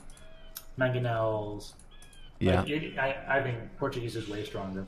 I think we'll see probably hand cannon and bombard cannon together, both cheap. Like think Some about like substitution- what is a substitution. possible advantage for Koreans? Like what do they do that's stronger? I can't think of anything. Siege Onager, bombard tower. Siege bombard Onager cannon, versus but- fucking ballistics BBT. Are you serious? Right, it would be a micro thing where Slam would have to either get Trebs like way behind but still in range. It'd be hard, No way. but I think you guys are right. I think the Portuguese does have the advantage. I think we'll see Siege Onager though, if not a Trush. We might just see a Trush and it'll be like Trush into He's a War Trush. Wagon. I think that's what he should do. If it's Oh, yeah, not he's on trash, stone. that'd be really... Yep, he's on stone. So we will see a Trush, and then see in this kind of war, I don't know that Portuguese will have a lead because if well on this map they probably will, but if Flam was able to get onto some of these resources, then with guard towers right away, he might be able to siege blue down before he gets to that really scary bombard cannon with ballistic type stuff. So we'd kill him before that. Oh no, Right, like, he's gonna get Koreans, it. Koreans probably have the lead right up until like minute 18, 19. I don't know. Maybe a little longer than that. Right after they hit castle. I think the Korean Castle Ages could be better if you're playing unique unit. Like if he's going dropping a forward castle and going war wagon, something like that. I think they'll be stronger in that. Okay. I disagree, but I understand why you would say that. Just because, like, if he has a lot of towers, he's gonna have a bunch of guard towers too to support it. I don't know. How It many could- mangoes do versus War Wagon? not the best. They're pretty tanky. Yeah. Probably takes 2 shots to kill, right? Yeah. 2 direct hits. Well, probably more. No, probably 3. Oh. They have 150 HP, I believe. Oh, really nice positioning there by the tower from Slam. He wants to hop across. Also, He knows that his opponent wants to wall the spot that he's going to hop, so he made a house first over. Dude, the next level trushing plays here. That's not next level. People have been doing that in Arena for Okay, well, it is still very... he's thinking step smart, ahead. Yeah. It totally is. Yeah. But it's standard. Okay, well, I don't play this stupid shit. For me, it's a level ahead of what I would normally think people are thinking about. Yeah, this is so. You know what's even smarter, actually? If you can afford it, putting a market down there. So it's bigger? Your guy, yeah. Yeah. That really sucks to get a market. Yeah. Like... Oh, man. Well, he's definitely going to break through this. Keith's not even going to go castle for another, a minute. Another full minute. Oh, Keith's dead. Keith's just straight dead. Yeah, this is rough. Stupid. Poor guy. I feel kind of bad, dude. He plays 2 arena games against Arabia players and he gets trushed both games. It's pretty lame. Well, I mean, are you gonna say trushing is great on here too? Like, they're playing arena because they don't want to deal with this shit. I get that. I get it, man. No, but if they don't make the trush, they are going to be facing monks. Right, they'll be in trouble. Yeah, Slam has to trush to have a fair shot at the game.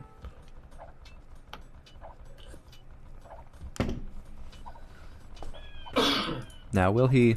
Has anybody done the math on Korean versus other civs towers? Like how many vills you need to make as fast as a Korean tower? It's only 5% now. It's like 5%?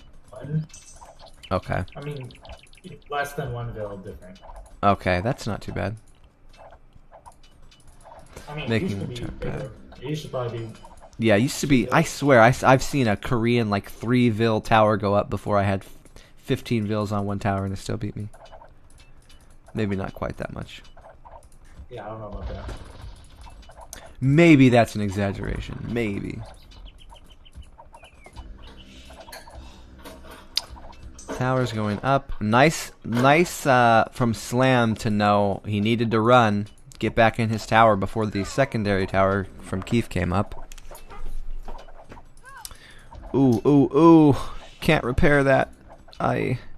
What he should have done, well... He could have put some vills in that were in the secondary tower and then send the other ones forward and tried to make a gate behind Slam's tower to keep him from going to the secondary one, but that's a lot of micro and it's a pretty risky too. So I'm okay with him not doing that. That bait outpost. The what? I missed it. Where is it? He's baiting Keith by making an outpost, forcing a tower. What part of the map? I'm on the left. On the left. I don't even see it. Which minute are you in? 15:20. I'm 16. Oh, okay. Let me see if I can fast forward. No, it won't let me. Damn. Okay, yeah, you're ahead. Computer is actually better for the first time ever. No, I'm actually watching the game from Islam. Oh, I see. Okay. Cheater. Yeah, you're right. That was nice. Forcing it gives vision, and also you're right. It can make people think that it's a tower coming. I don't even think that was actually important there. You keep cutting out a bunch. You said you don't think something important there. I was saying I don't think the outpost was totally like the. It was cool.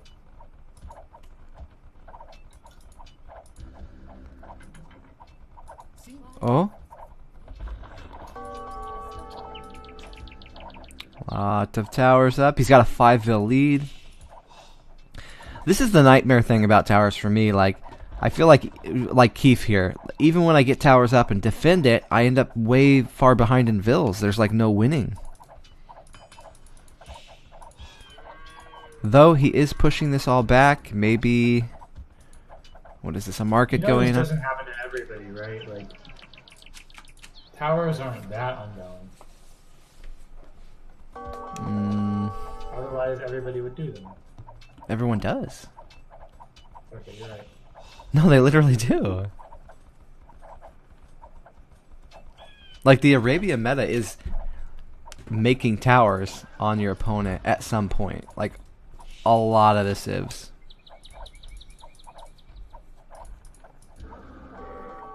And he escapes. The great escape. Freaking coward. So, he got a 3-vil lead. He also got a nice spot into his opponent's base, so he can hop over if he wants to. He's doing a really nice thing here. He's having all his towers attack the gate. That's really smart. What? You okay? Yes. I literally closed a cabinet. Okay. What does it sound like? It sounded like somebody was breaking into your house and murdering you. Oh no. Oh no. I mean, that would be smart. Would it? Well, to break in at least and steal stuff. Yeah, that would be. Well, there's probably $60,000 worth of lighting gear. Yeah.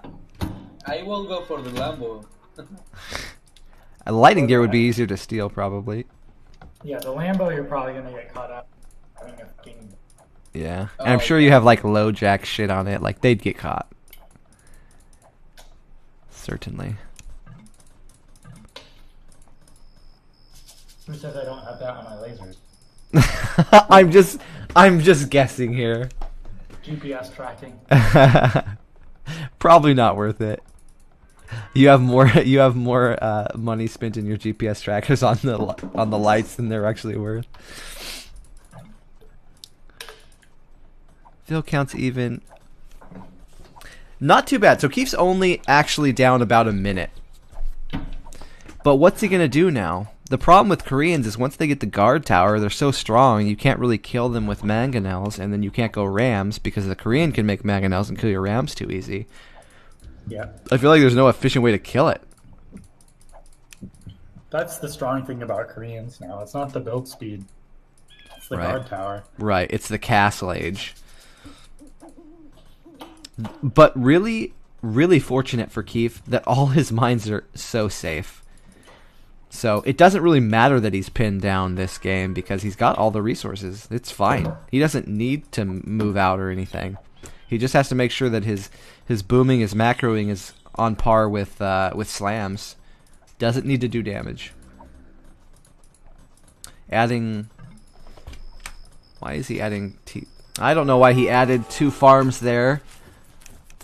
Talking about Keith here, he added 2 farms when he's got 500 food in the bank. Plenty of food for 3 TCs.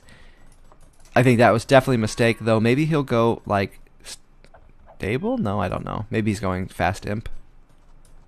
What do you guys think? I think so. Fast yeah, imp? I think so because he's dropping a castle too. Ghost Bug Lady is my new friend. I'm learning many things. Oh, you mean slam? Yeah.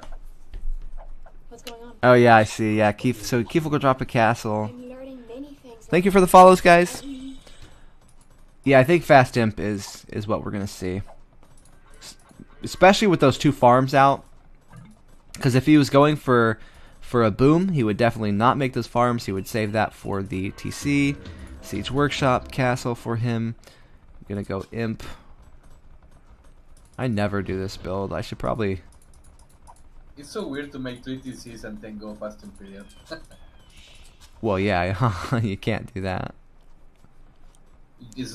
Slam's doing it, kind of, yeah, but he's not really going for fast imp, right? He's gonna. Yeah. Well, he's going, not he's well. Not super fast. Yeah, not super fast. He's getting some war wagons. He's not going straight into it, but he's got a pretty good eco. He could go pretty fast. I kind of like how Slam did it better. I don't like going straight into imp. Yeah. 1 TC imp. Seems dangerous, but it will be really good for the Portuguese here, getting to that roller cannon dudes. Slam is up, so we've got Slam with 7 extra pop. The nice thing, too, about Slam getting more TCs is that he can continue Vil production while he's upping. So instead of having 3 minutes of idle TC time, he's actually making more Vils. So that's a lot better for his eco there. But it is harder. It does take more eco investment. How much does that ballistics cost on bombard cannons? Is it significant? I don't remember, to be honest. Let's see if I can find out. Portuguese. But it's probably just wood and gold. I'm gonna look it up right now. 700 food, 400 gold. Kind of a lot, especially going 1 TC. Wow. He's got 550 food. He might just be able to afford it. Oh, is my chat bridge off again? I keep it off now, guys, because it keeps bugging my launches out. Sorry to miss all that chat. Thank you for the follow again. Lots of new followers. Loving it, guys. So I guess we'll see a Treb war.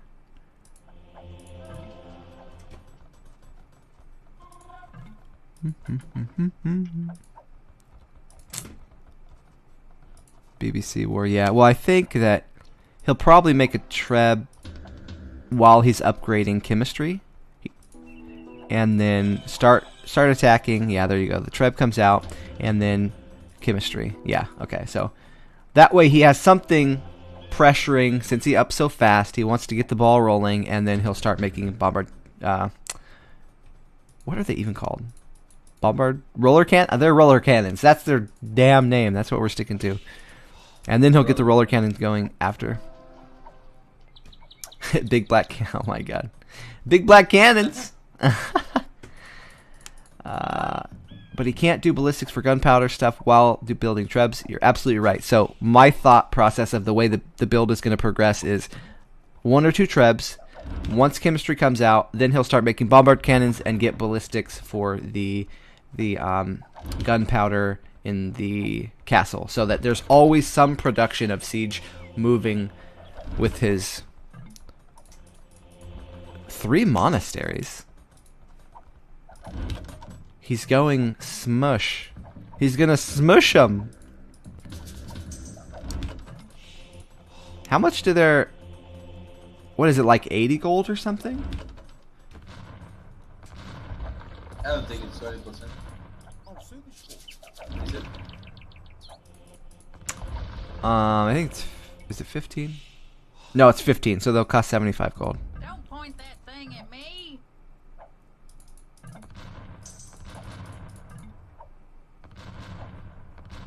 Wooloo. I think I do. I did, but I took a lot of my mods off because I was worried that my game was lagging, but I'm pretty sure it was just other people lagging. But I did take a bunch of them off. I might not have Wooloo anymore.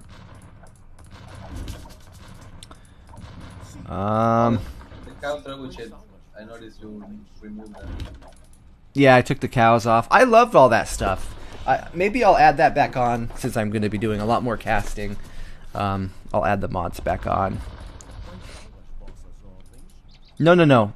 Portuguese have 15% faster or cheaper gold units, so their knights, their crossbow. It's actually a really good civ, and I think they're underrated. All their gold units are cheaper, so their monk rush is pretty nice.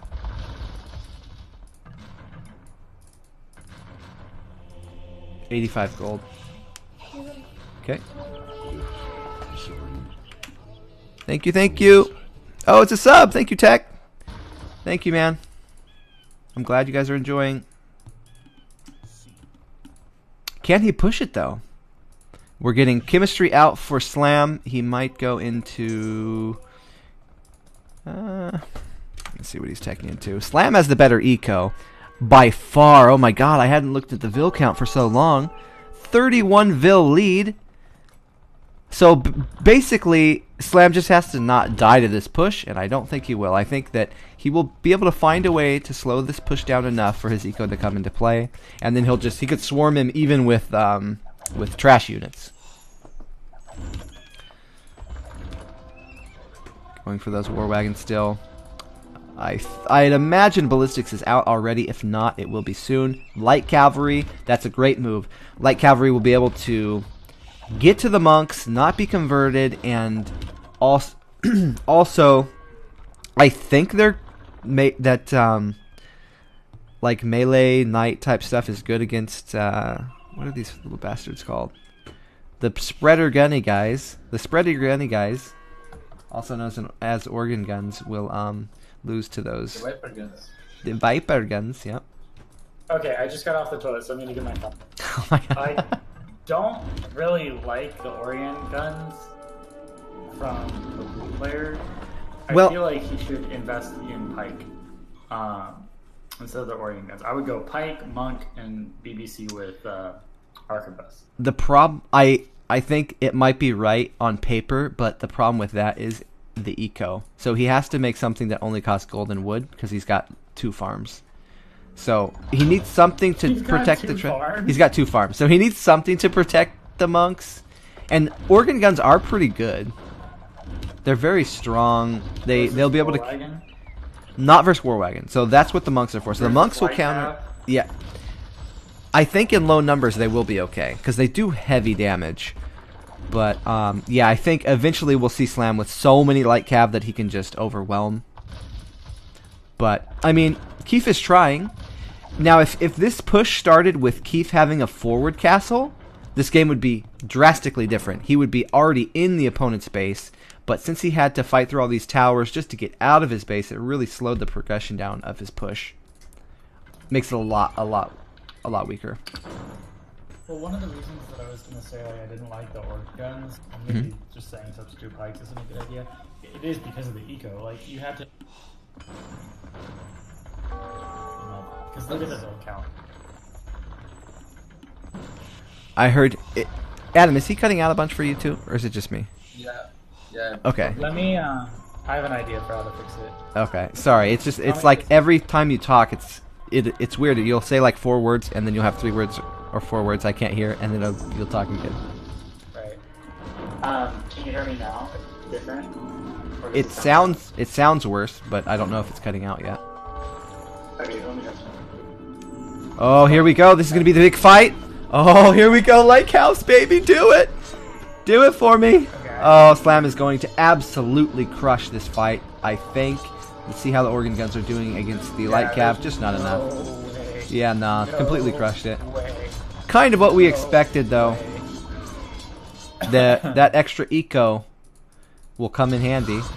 This is Yeah, when we were talking about the Civs earlier, like we kind of excluded the power of the trust. Like we assumed that trust was gonna happen. Or like if the Civs just were on equal footing, Castle Age plus, like I would have loved Portuguese.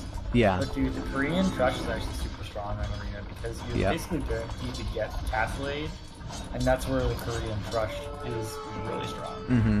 And he didn't even need to get into the base, right? The main thing about the Trush is it slowed down this like 1 TC imp push because you just can't get through the towers fast enough to make it happen. A lot of arena players aren't good at longer maps because they're used to like doing the build perfectly to get the fastest timing to attack, but then they don't take into account like hills and the map length like in Arabia. It's a bit different. But they still do pretty good on Arabia, but this obviously they're much better at the very close stuff. Like if this was a forward castle, I think Slam could have still lost this game even with a way better eco. He's still gonna try to push. It's not gonna work.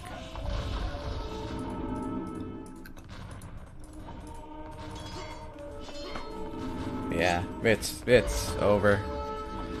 Keith knows it's over at this point. He's probably going to resign pretty soon.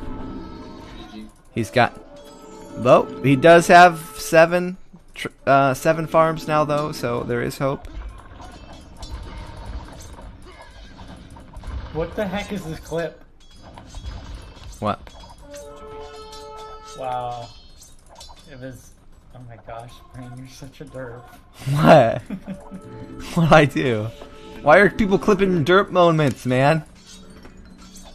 Belgium posted a clip of you playing versus him, and oh my gosh, You're such a dirt. What? What the fuck? Well played. Dude? What the Well played. Where's the clip? Fucking bastards. Spring is gonna do what Oh, fuck off. He said there's no TC war and there's no Vil war at the start until the TCs are up. So I'm thinking, okay, he's not going to attack me with his TC. There's no TC fighting. And then he fucking kills it. And I'm like, I what? realize that those things are different. Yeah, I get it. It made, in my head, I didn't fully process what that meant. So you're sitting there laming him. Yeah. You're literally fucking laming the guy. Dude, my Vil. That was a very lame, intense series there. Did you even watch it? You probably didn't watch it yet, huh? No, I haven't seen the series. Okay. Yeah, that clip's from the series. Did I owe you guys money? Yeah. Was that you? Wait, what was the... I sponsored some game. Was Yeah, it you did. That was yeah. It was you and Belgium, or was it you and somebody else? Just me. You can send me his portion, and it's absolutely fine. I'm sure he agrees. No problem. I need to take care of those payments for you guys. Whenever. It's no rush for mine. Yeah, well, Belgium's broke after peeing on a building. Oh, that's right. He's got to use it to pay the man, dude. To pay the fine.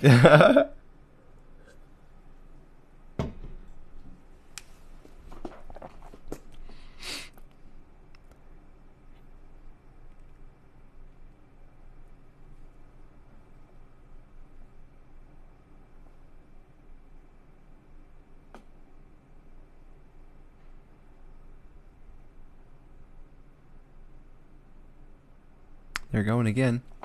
Man, I would like to see Arabia, though. Would you guys rather see Miguel against Black? Yeah, I think I'm going to do one more. Well, I'll cast one more, then I'm probably going to get some food, because I have to go to a doctor appointment at like 8 a.m. Just a few hours. Okay, so good night. Night, Adam. See ya. Night. I like watching Slam play, but I don't want to watch Arena. Uh-oh. The other game's already launched. Too late. Alright, so we'll do one more Arena game, guys, and I think I'm going to head off, get some breakfast before heading out. Okay, so here's what we're going to do for this one, alright? This is going to be the start of your uniqueness. Right? Okay. We're going to call this Hardcore Parkour Casting. We're really going to scream. No! Like, everything is like super over the top. Oh my god, no. Or I can't do that. I can scream and you can whisper. I can scream and you can whisper. How about that? Okay, I like that. Is this loud enough? So the important thing is we got to get the dynamic right. Okay. All right, guys, welcome to another game of Arena. We've got Slavs as Celts versus Aztecs. This is a really interesting matchup, and to be honest, I kind of prefer Celts. How about you, Spring? I really like the Aztecs. They're gonna have a better ego. I can't even do it. I can't whisper like that. I don't even know if they can hear me. Back in character. Okay. Aztecs will have a better ego. You know, I do like the eco, but if you think about this, the Celt siege is going to be so strong in a scenario like this. I don't know if the eco is really going to matter. I think it will. Also, well, I don't know. I can't do that. It's so distracting to make myself whisper that I can't even think thoughts in my head. Baby, how are you? I think the Aztecs should have the upper hand here. It's a very similar civs, but they'll have the option of eagles. They'll have the option of jaguar warriors. They both have siege onagers, and then the better eco from Aztec. Also monks. They can go monks. I think Aztec just is a much better, well-rounded civ for this kind of play. Nope. Celts. They can also get the relics in. Reliques. The relics will help.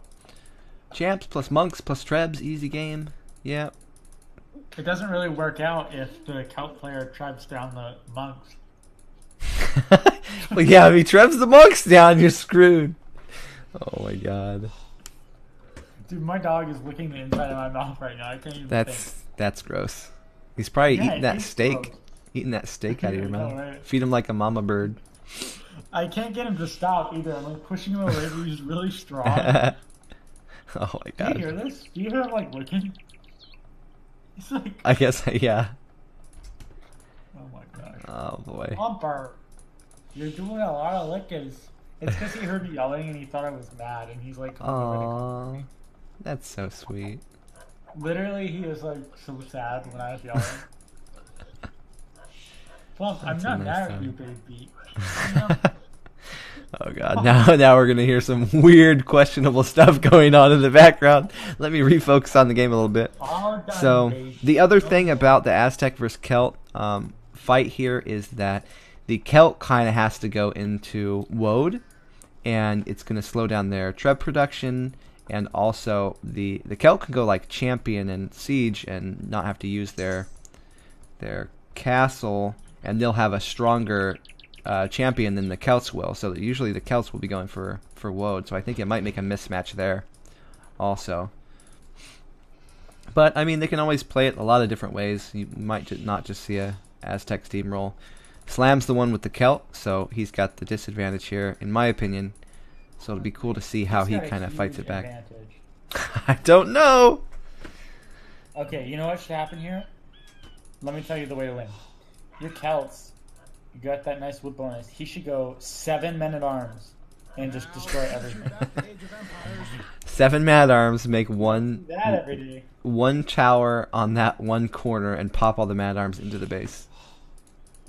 I like it. How sick would that be? It would be sick. Arabia, bitch! It's not arena anymore.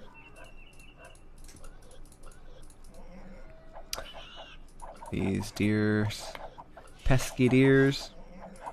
Pescatarian. Oh man, this is Keith. It just does not have the same kind of mechanics you would expect. Arena things, man. When you have a wall, your mechanics are not on par with Arabia players. You get to places in the game where you should never get on arena, or excuse me, on Arabia. Are you saying that the Keith guy is an arena player? Absolutely. No. Yes. He started in arena. He's always been an arena player. Look You at don't know who this look guy at his is. boar. I don't know what. Yeah. You don't know who this guy is. Keith? Yeah? He's Keith. He's been playing arena for like a few years now. Okay, listen, stop calling me out. It doesn't Can I make me call feel you good in? when you call me out. Yeah, you can. Okay. Good.